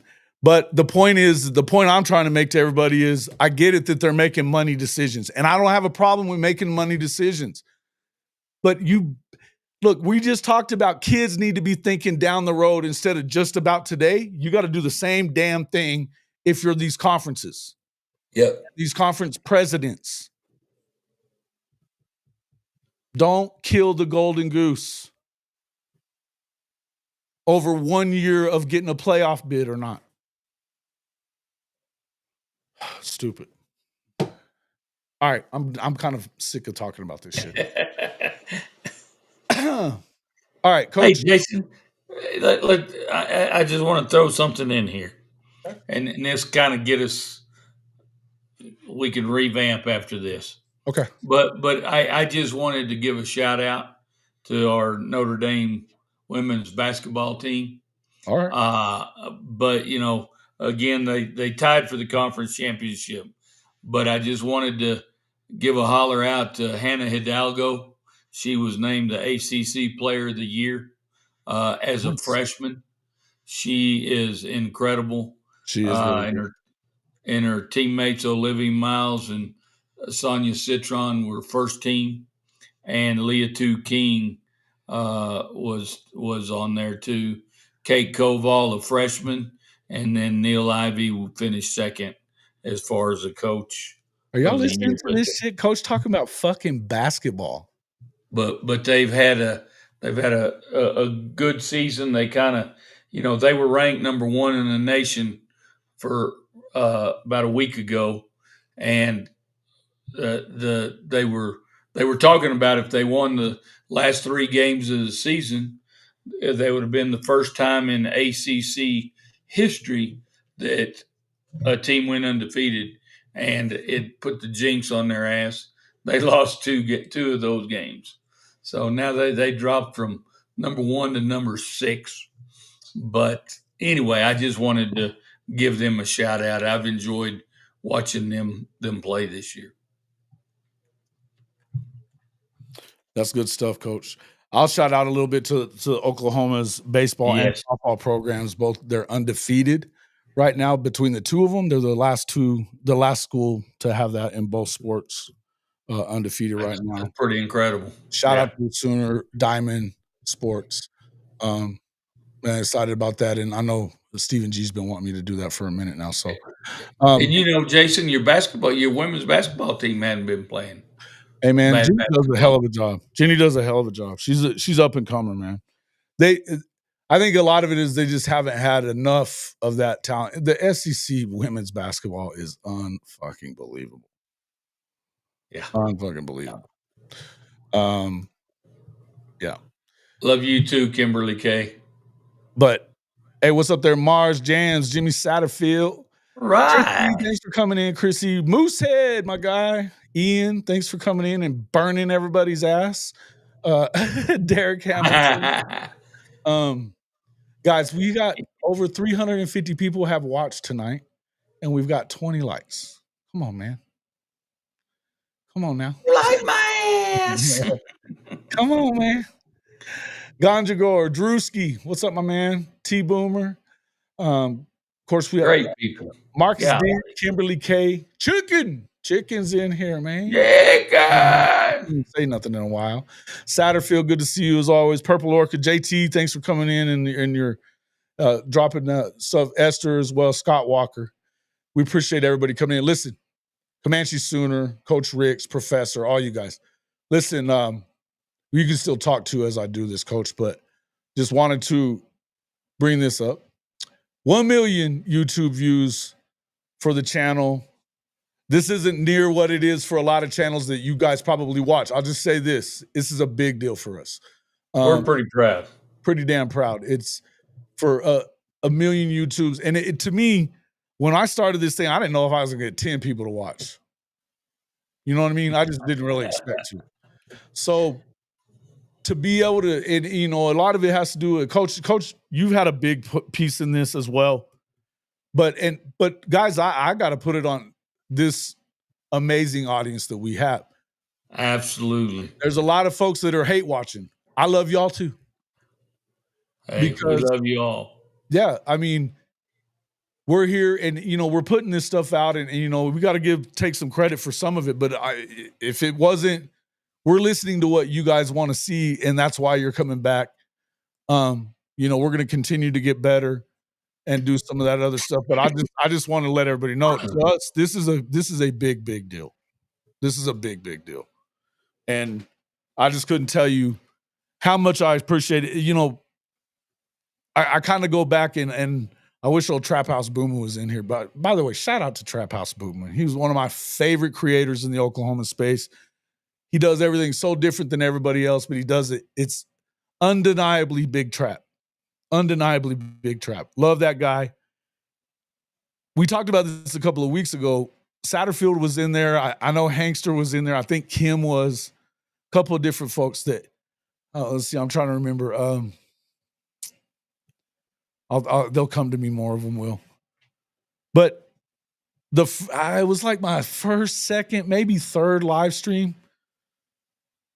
And there wasn't nobody in there, man. I'd been in there fucking talking for 15 minutes and nobody was in there. And not only was I about to shut down and leave, right? Obviously, I was going to turn it off, but I was never going to turn it back on. I was never going to turn this fucker back on. And so the next thing I know, there's Big Trap, and he starts talking to me in the comment section and saying, you know, yeah, I'm a creator as well. I know how it is, how tough this game is. Talking about the creator game. And I mean, I didn't know him at that time. Next thing I know, there's 50 people in there. And they're all contributing. James Thrice was one of them. He's one of the ones I remember. And just the conversation that we had in there, and just, you know, the encouragement. And I've had an opportunity to say that to Big Trap a couple of times, but just to, you know, put it out there again publicly. Thank you, Trap House Boom. Thanks, Big Trap. I love you, man. If it wasn't for you doing that, I guarantee you weren't going to be doing it a day more. The other person that I would think is Coach is you, is because when Bryce left doing it, listen, Bryce has got me started. And I want to thank Bryce too. I love him, man. He's one of my best friends. And, you know, it's not his fault that he had to not continue doing it. But when Bryce left the show, man, I wasn't sure that I could keep on going either, because it's a lot to it, man. There's just a lot fucking to it.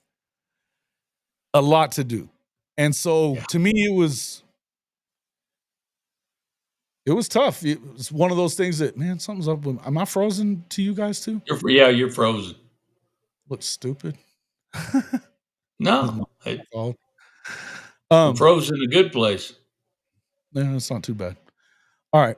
We'll see how it goes. I'll leave it off for a second and see what it does. Okay. Yeah, Trap is the man.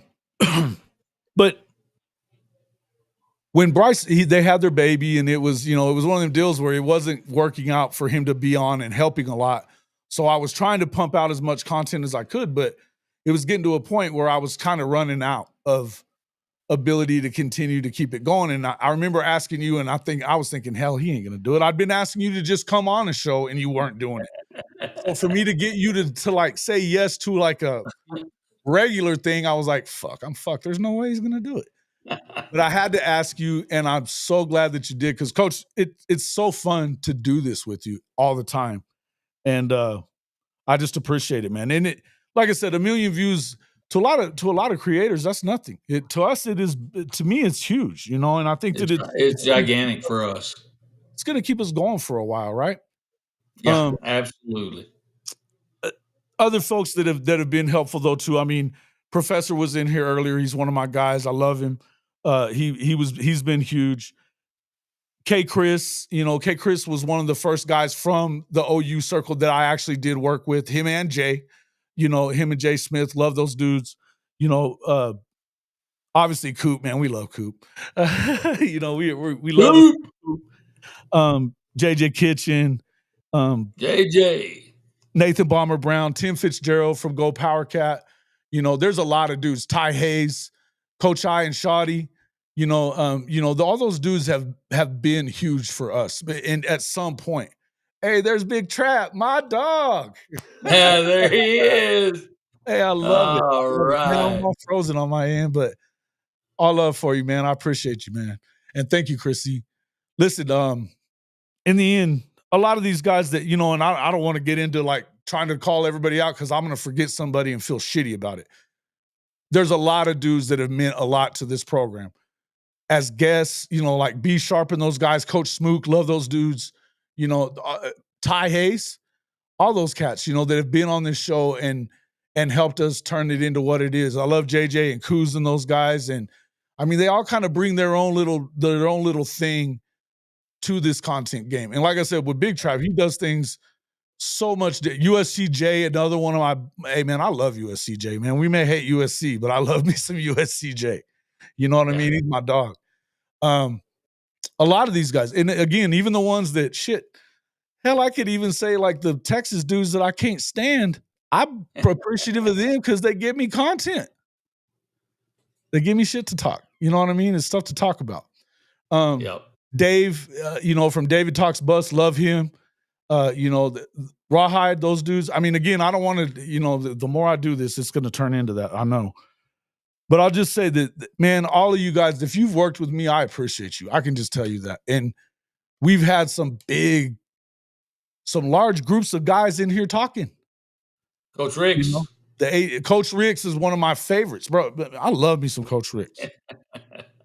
He's one of my best friends. You know what I mean? He's one of my best friends out here. Bishop Frank has been huge for us. Yeah. Love Bishop Frank. Sooner Legend. Love us some Sooner Legends. You know what I mean? Again, there's you know, the Sooner Surge. You see, nah, fuck y'all guys. But yeah, whatever. Anyway, Coach, I'm gonna try to reset this real quick. You talk for a second. Yeah, go ahead. And again, I'm just gonna kind of say kind of the same thing Jason has said. It's, you know, first of all, he you know, talks about me being on here and being a part of it, and I thank Jason for allowing me to do this and be a part of it, because it's, you know, after you get out of coaching, it can be kind of tough on you a little bit because you miss the game, and sometimes just watching it isn't enough. And so coming on here and visiting with all you guys that come on, guys and gals that come on here, it's tremendous. And I did post a little deal on my Facebook site today, and I said I just want to say thank you first off to Jason Watkins for all the hard work that he puts into the Hall of Fame College Football Podcast. Secondly, to all the viewers and subscribers that make our podcast what it is, as evidenced by us reaching 1 million views. Thanks again for all the support, and we would love to have more people come join the Hall of Fame college football. So again, thank y'all very, very much. And I can't say enough about Jason and him allowing me to do this. And, you know, thank you guys. And I love the conversations we have in here. I love the knowledge that each one of you bring to the table. It's incredible. So we love you guys. Let's keep growing this thing. Y'all help us grow this thing. Get your buddies. If every one of you will bring a buddy on or two, bring them onto the boat, and let's keep this thing trucking, and let's get to 2 million. But love y'all. Yeah, man, no doubt. And I appreciate that. Yeah, it's man, there's something seriously wrong. I had to kick all the way out of everything. Wow. Yeah, listen, and I can't thank you guys enough. I mean, it's so important to what we do. We wouldn't be coming back on a weekly basis. And I mean, I'm looking at my analytics. I mean, right now, YouTube's kind of screwing us. But we're making 7 videos a week, man, at minimum. That's the average, is 7 a week. So that's 1 a day on average. Some of them are live. Some of them we're putting out later on, whatever. But there's a lot to that. But why do we do it? You know, I mean, I'd love to say it was about the money. We don't make that much money. We don't make enough to keep doing it, to be honest with you. But we do it because we know that you want us to, you're going to be here. You're expecting us here. You're going to be here. So we want to be here. You know what I mean? I know when coach misses for whatever reason, he hates it. He'll talk about it all the time. He's like, "Shit, man, I missed out on the week," you know. And anytime I've had to miss a show for whatever reason, it sucks. We enjoy doing it. So, man, I truly appreciate all you guys. We just oh man, I appreciate that trap, but I don't know about all that. I don't know about all that. Appreciate it, Well, man. I would say the same. And Jason, you sell yourself short a lot here because at the end of the day, it's you that puts on 7 shows a week, and you work your ass off to make sure the content is out there, and we're staying in the present time frame of what's going on with college football. So kudos to you, Jason. Well, I appreciate it, man. I do appreciate it. And but I do it for my own self. I love the shit too, man. I enjoy it. It's as much as anything, I get to get on here. Listen, man, there's more to it than you would love to make a little bit more money and all that stuff and be able to at least pay for what you're doing. But I'll tell you this, I would be missing something if I wasn't getting on here, getting to talk ball with everybody as much as I do. I do it. There's selfish reasons involved. There's no two ways around it. Man, can you get an invite? Man, I invite you all the time. Your ass never comes on. Of course you can get one. Come on with it. Come on, Shotty. I'll send it to you right now, Shawty. I Actually, love my Shotty. um, just 1 second. Did you freeze up again? Probably. Fuck. What the hell? I don't know. We got some shit going on here, man. Something's up. It ought to be me freezing up, not you. I don't know what's going on because it should be fine. Give me 1 second. Neilio! My dude. I love that dude. Oh yeah. Here, Shadi, I'm just gonna put it in here. You can just pop up. Anybody who wants to pop in, jump on it. Jump on it. Did it come in? Yeah. Your show has truly turned into appointment viewing, Jason says, Neilio. Hey, man, you're the man. I appreciate you, bro. Hey, pop in, man. No, we want you to pop in. We want you to come on. I've been wanting you to. Come on. Pop in. Come on. Nah, but yeah, I appreciate that, Neilio, and you're one of my favorite supporters too. You guys, and listen, it's like I said, as much as it is, these guys are awesome. The guys that do a lot of work with this and stuff. But like I said, man, Trap, he ain't never come on the show with me yet, man. I've been wanting him to for a long time. He's always got a reason why he don't. But but listen, if it wasn't for Trap, I wouldn't be doing this still. I promise you that. I was leaving that night done. Done. I was done with the shit. And he talked me into staying a little longer. And then Coach talked me into staying a little longer. And then little things here and there that have talked you into staying a little longer. This shadow ban's been driving me insane. And there's still reasons to stay a little longer. The million views popping up today, that was big for me, just a boost. And sometimes, and I don't think for a second, I don't know that God's behind a lot of that. I know it. I know he is. Yep. There's a reason. There must be something he wants me to keep doing this for. Absolutely. It is what it is. But we're enjoying it, man. And I love college football, and I love talking about it. I'm going to try this one more time. I'm going to get in and out. Hold on. Okay. Come on, Shotty. Come on in here. And like Jason said, anybody, come on. Let's go. We'd love to talk to anybody and everybody. College football is just an incredible game. I got to tell you guys, and I know a lot of you guys watch the NFL, and I'm not a big NFL guy. I love watching college football. I just hope we don't ruin the game by some of the things we've been talking about, and cutting that viewership down to just the top teams and leaving everybody else out of out of the grand scheme of college football. But again, a great game. Great game. All right. I think There you go. I'm not frozen yet. Maybe I am. You Maybe back. You ready. back, brother. You back. Oh, He back. He he's back back. for now. He's back for now. No, we'll go for a couple more minutes either way. Just to, but again, like I said, I didn't want to make this all about that stuff, but it did mean a lot to me to hit that number. Just wanted to thank everybody really that's our regulars, man, our regulars, and all the people that have helped contribute to this show. And Shawty, you're one of them. Like I said, you and Coach I, man, we hadn't done as much work lately together, but I mean, it is what it is, and this. Hey man, we that content thing, the content game, man. You realize real quick that there's everybody's kind of in the same deal. You're all trying to do the same thing. And that's what Big Trap was talking about that night. He was like, man, it can be rough. He was like, this thing can be rough trying to make it here. And Yeah. and he's a lot more. And the thing about Trap is he's a lot more um,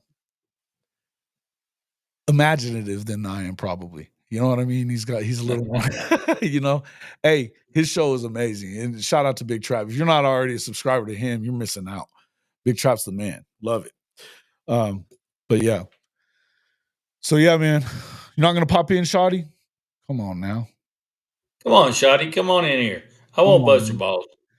Appreciate Derek Hamilton coming back in. Hey, you know what I did want to do is thinking about Derek Hamilton.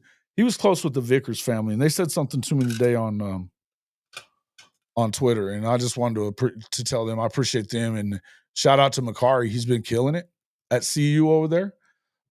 Sounds like he's working his way right to the top in that secondary at Colorado, which no big surprise.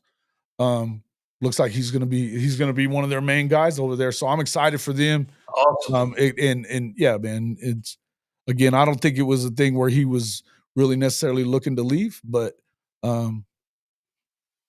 again, cap casualty kind of deal. But Sure. all love to the Vickers family. They're great people. Great people, man. Yeah, he does, doesn't he, Jimmy? He does. He does. But I love it. hey, man, and look, you want to talk about a guy that deserves your respect? This dude was over there in the thick of the shit in the desert. So, big love to him for that deal. Big love to him for that. Bishop Frank, there you are, my man. Appreciate Bishop you, man. Frank. There's my guy. We shouted you out already. Let me do it again. We appreciate you, big Bishop, man. It's my brother, man. I appreciate you. Appreciate you. Appreciate you. Good hombre. What's up, Nate? Good to see you, my guy. Anything else y'all want to talk about? Bring up something and we'll talk about it for a couple minutes until we get to 2 hours, which is 7 minutes and 10 seconds from now. So let's talk about whatever y'all want to finish it up with, and then we'll get on from here. Since Shawty ain't coming in, you're gonna talk all that shit and not show up ever. I could dog. Let's see. Oh, Have you shit. touched on Yeah. the changes college football may also burn coaches out faster? We Shit. haven't Yeah. touched on it a ton as far as you're not wrong. You're not wrong because of the fact of that's why so many people are there's so many people, so many coaches that are choosing the NFL so quick. Yeah. Because of their deal with having a union that decides that they can only practice so much. There's only certain things that you can do as a coach. They don't live in the office like you have to in college football, pretty much. So Yep. I agree with you. I think you're right. Thank you, Mom. Appreciate that. Absolutely. Thanks for ringing the bell. That's right. Thanks for ringing that. And make sure you do All right. ring that bell. It's important. It's important. Let's see. Well, come on, bro. Hey, again, I'm gonna say this one more time. Damn it. Come on, Shotty. Get your ass in here. I've sent his ass links for like a month in a row, and he doesn't even answer back. Shotty, get your ass in here. Come on. Let's talk about that. Give us some of your insight. Coach, what years did you coach at Skyline? Nate's asking. Oh, Jesus Would have been Christ. 2000, It, 2002? it was, no, actually, I was here in 2001. Okay, yeah. So 2000, so 95, 94, 93. I think it was 93 to 2001 or 2000 season, and I think I moved here in 2001. So yeah, it was a good time at Sky High. We would always call it You Sky damn High, home of the Triple I. it's home of the triple I, the old sniffer eye. Um, I tell you what, it was a good time for Skyline in football because they were never better than whenever you were there. Yeah, we had some good times. Some good teams, man. Some good teams, good players out there. Good kids. Yeah, we had Yeah, tremendous young men there that played for us, and I had lots of kids go on and play college football at yeah. some great universities. So good stuff. Neilio says, "Who were your biggest rivals while coaching at Skyline?" Well, it Carter. started with Dallas Carter. We were in the same district. Dallas Kimball, we were also in the same district, and they had kind of owned Skyline for many years, and we kind of changed that song and dance a little bit while I was there. I was fortunate to have some great kids that helped us get over that hump that gorilla had been on their back for over 35 I years. was gonna say it was like 30 something years, wasn't it? Yeah, Uh, yeah, it was a Until it long wasn't. time. And then y'all kicked their ass for a while, huh? Absolutely, I'm talking about. absolutely, and Well, that's that's kind of one of my become favorite stories when coach came over and said, "Welcome to the neighborhood, coach." my first year there. Freddie. He Oh, Freddie. Freddie James, yeah, Freddie James but with the sucker. He always had the lollipop in his mouth. Yep, yeah, all the time. yep, yep. Good stuff. Yeah, man. It, that so I always meant to ask you, do you remember those times? Where were you about the time that when Permian and them when they made the book, and the movie during that time? Were you coaching already at that point or still in college? Oh gosh.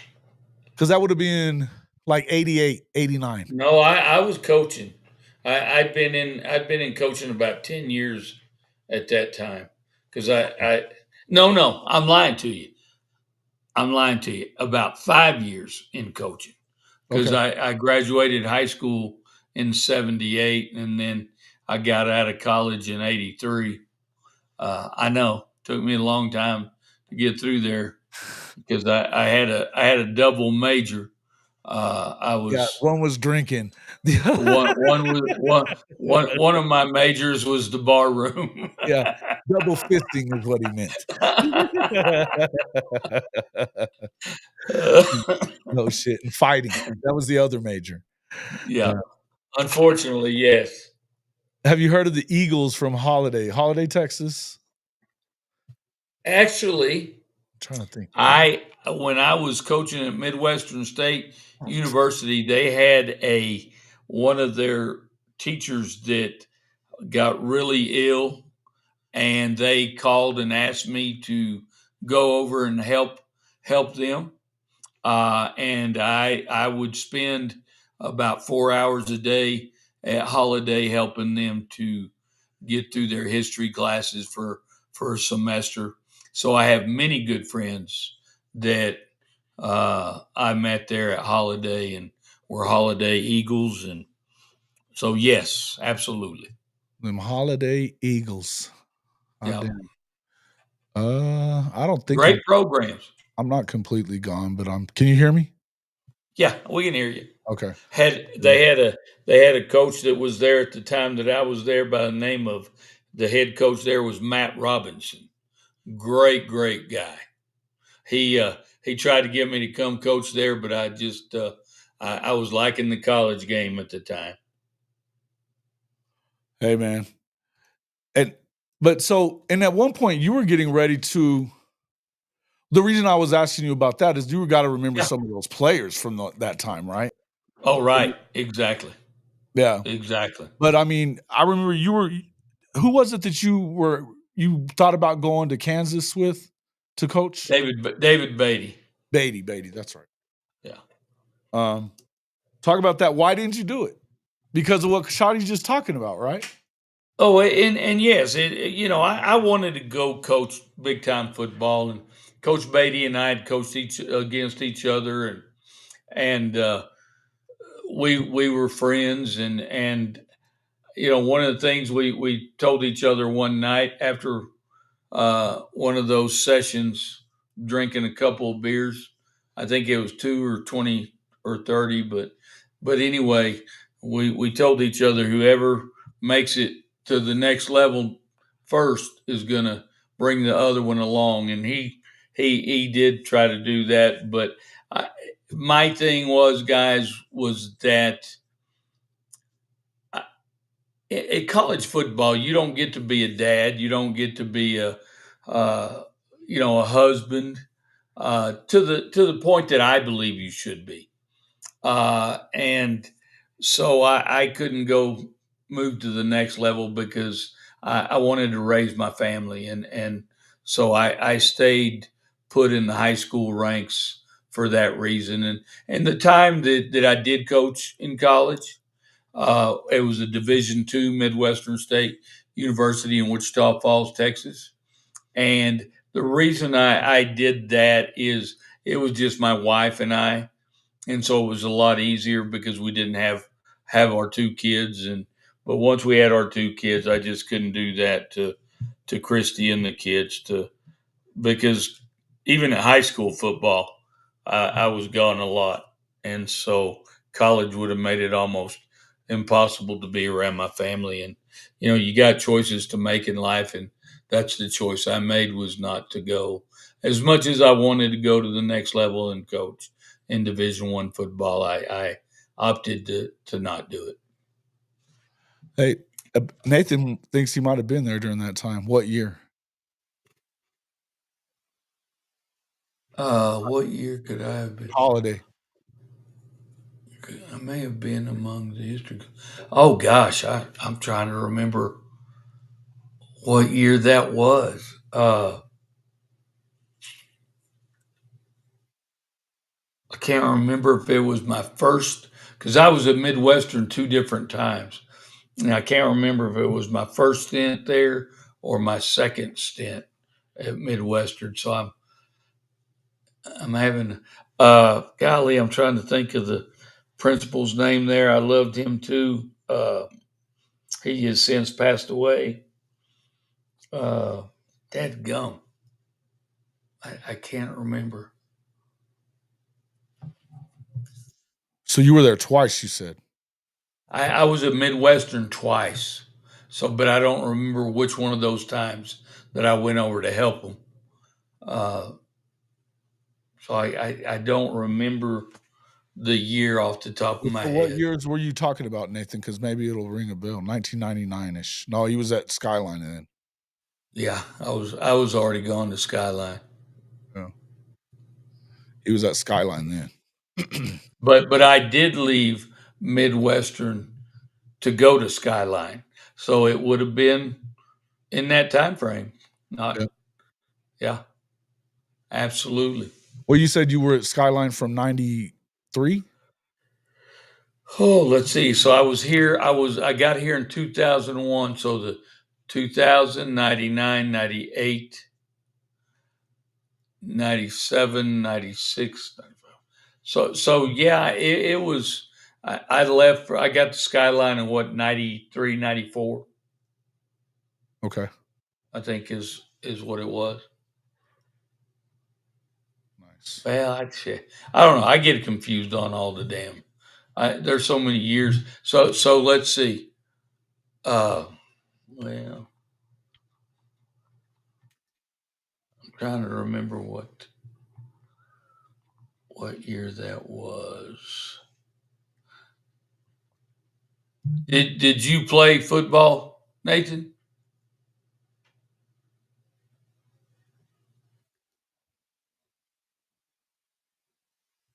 Yeah, Coach Lemons. I remember Coach Lemons. Well, as a matter of fact, he's one of my Facebook friends. Yeah, But that's we awesome. definitely have some people in common. Shoddy, we'll finish up on this one here. Shoddy says, if the SEC doesn't win a natty this year, will the conference lose big dog conference title? Nope. But it would help. It would definitely help. Well, it puts a chink in the armor, Yeah. but it doesn't take it away from them. Here's the thing, though: who's going to win it? If we're talking, honestly, yeah, I don't know. It probably wouldn't help because unless Notre Dame does it, if the Big Ten wins it, that's not probably good. But I don't buy all this Big Ten's better than the SEC horse shit. I don't buy it. You were the manager at on the football team? Okay. Awesome. Um, yeah, I don't buy that the Big Ten's better than the SEC, number one. But I think Notre Dame could win it. I think Notre Dame could win it. They're gonna have a quarterback that can play. Yeah, but here's the thing. Do you believe that OSU is gonna reload and be ready to win again? I don't. I think that they lost a lot of experience from this football team. Where do you think Notre Dame's going to be this year in that pursuit this year? Are you reloading? Are you having to kind of? I mean, obviously the quarterback situation. But I don't know that that's a bad thing because I think Riley's good in his way, but I don't think that he's Right. the passer that you Well, need. we're going to be obviously we have a great running back, Yes. one of the best Oh, in the no, country. both of Actually, them. two Both great of backs. them. Yeah, Yes. yeah, Yes. Yes. yeah. We have two great backs, and uh, but we're still going to be able to throw the ball a lot better Is it going to be than we. Carr? Do you think Carr is going to be the quarterback? You know what? I'm going to tell you something. You know, Carr is the future, I believe, of Notre Dame football. But I tell you what, Steve Angeli has come in and he's kind of waited his time. He came, he came in the Penn State game right before the half and moved us down the field. We kicked the field goal. They brought us back into range. Yeah, but Uh, Carr's a freshman this year. I mean, there's a lot of difference that happens between a year, isn't there? Well, there is, but there's another guy nobody's really talking about, and I think he can be as good as either one of the others, and that's Kenny Minchie. And people are leaving him out of the conversation, and he's kind of the guy, the type of athlete that our OC loves. He's got a rocket for an arm, and he can run the ball well. So in my opinion, we have a three-man battle going on. Uh, and most people are saying it's two between Angeli and Carr. But I think whoever gets it, I think we're in good hands. Yeah. I Even if really Notre do. Dame wins, the point is the SEC not won in 3 years. No, I agree with you on that part, Shotty. I mean, it is what it is.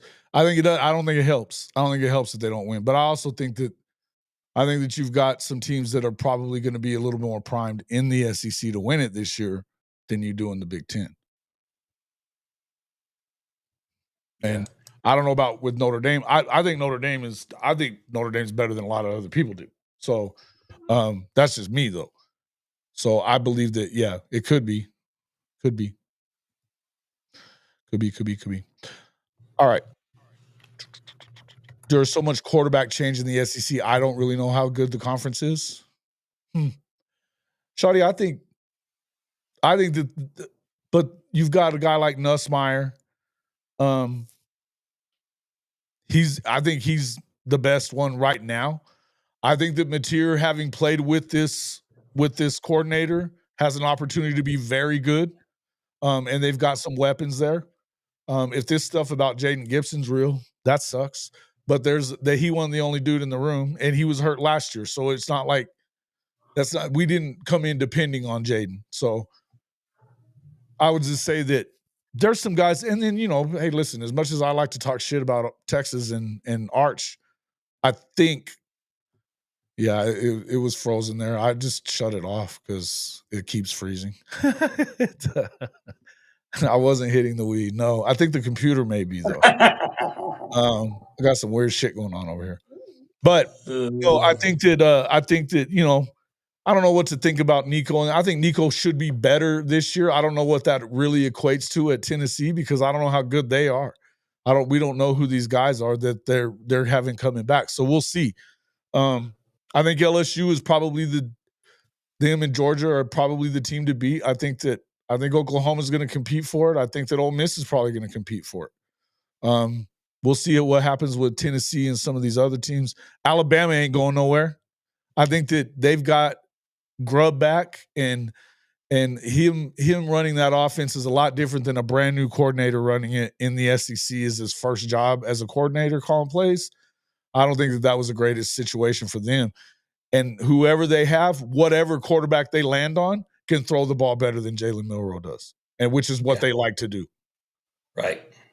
It's what they like to do. So to me, I think that I think that Alabama still has the number one talent roster in the nation, and they have a coach that has done more with less. So do I think that they've got a good opportunity in the SEC to win a natty? Yes, I do. I know you got some good new quarterbacks, but that just means it's unknown. But that doesn't. I know that we like to act like they're not good until they show us they're good. I think that that's bullshit too. You know what I mean? I don't agree. You were the manager Hey, in 8th grade, hey, did yeah, and here I just pulled up one of my resumes, and I was at I was at Midwestern 94 through 97. So probably in that 97 year is when I went over and helped them a little bit at Holiday. Because I was at Skyline 97 to 2001 or 2002. Okay. Yeah, that's right. That's when I got to Hobbs too. Same time as you did. So that's right. Absolutely. Bama will be hard to beat this year, Jimmy says. Yeah, I agree. I think the I people agree. that are calling on Bama to be, I know Coop seems to think that they're done. I don't. You know? I don't. I think that they I still have still the best talent roster. They still have the best talent.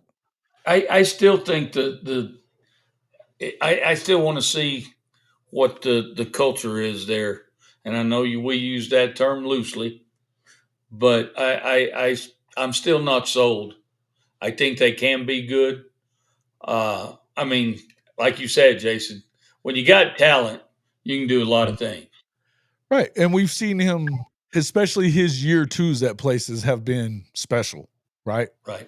His Right. year twos. And Shotty's, you've talked about it before, Shotty, that year two is usually when you have a big year, if you're going to have one. And especially, I mean, and this guy's done this with lesser talent by a lot. You know what I mean? His year two Yeah, at but Washington, they played for the Natty. yeah, but I think that's kind of relative. Of course it is. I mean, Of course it is. because he's playing a lot better talent too. Yeah, but I mean, they were playing against Oregon in the pack. Yeah. Everybody considers Oregon one of those. Well, for whatever reason, they consider Oregon real. Well, yeah. You know. Maybe, yeah. So, I mean, look, I didn't say that we did. I'm just saying it's. I Right. mean, you can't. This can't be both ways. You Right. can't dog him for it and give him give Dan Lanning. So many No, I people are agree, giving Dan Lanning this elite pass that nobody that and I I don't believe he disagree with deserves. that too. Yeah, I do too, yeah, but and I'm just that's why I saying said maybe. when you go and you beat him, you're 3-0 against him, and you're 3-0 against Sark. Yeah, but I still, for me, the jury's still out on Bama. Sure it is. That's fair. I think the jury's still out on the entire SEC right now, Coach. I Yeah, think that LSU has no reason not to compete for the national championship this year. I still don't believe they will. they have one reason. BK. Yep. I think that he's an excuse maker, man. I just do. Yep. But I like Nuss. I think that what they have as far as talent is concerned, I think it's really good. Now, Bo Davis just left and to go to the Saints of all places, which that's not going to be helpful. But we'll see. We'll see, man. I do think that, again, I don't know that that's not an excuse I'm giving BK, but I'm just saying it's not going to be helpful for him because I don't think that he's able to handle it. I agree. You know? So we'll see, man. But I do think BK just has a hard time winning the big games. I think he's a really good football coach. Sure. I think he does a lot of good things, but at the end of the day, and you know, talking Cajun is damn sure not one of those. Well, and that part of it, but I also think that he's not communicating with players at all at this point anymore. Well, he never had. I know but used to, they would still listen to you if they didn't like you still. You know what I mean? They were there. Right. It was about being where they were. You're at Notre Dame playing for him. You know he's a winner. He's won everywhere. Whatever. You know what I mean? This day and age of players isn't exactly the same. And that's just not saying bad things about them. I'm just saying if they don't respect you and they think you're full of shit, it's gonna come out in their performance. Sure. And he's full of shit. Sure he is. He's full of shit, you know. Thanks, Ryan. It's all good. Appreciate it. Busy day with a wildfire at the office site. Oh shit. Well, man, I'm glad you're safe. Wow. Brother. Yeah, not good, man. What's up, man? Good to see you, Jackson. Robinson is the head coach when I was there. Okay. I recognize you somewhere. Yeah. Hey, Jackson, what's up, man? Good to see you. Good to see you. Ryman, hey, man, I'm glad you're safe. You be safe too. You be safe too. All right. We've been going past that time I said, so we've been going for a while anyway. And this, I don't know what's up with this computer. Before it crashes, we're gonna crash it. So we're gonna go ahead and get out of here. But I appreciate everybody for coming in, spending some time with us. Again, love you guys. Thanks a lot for helping us get to this 1 million views. It's huge for us. Makes me feel unbelievably good about where we are and what we've done with this channel, over the past few years. It's a great time, man. It's just a great time. We appreciate it. So absolutely. Just wanted to say thank you to everybody. Wish my face was popping up, but something's going weird here. So I appreciate everybody. And man, I don't even have the outro ready. So we'll see you all. Love you guys. Love you guys. Y'all are friggin' awesome. Throw them horns down.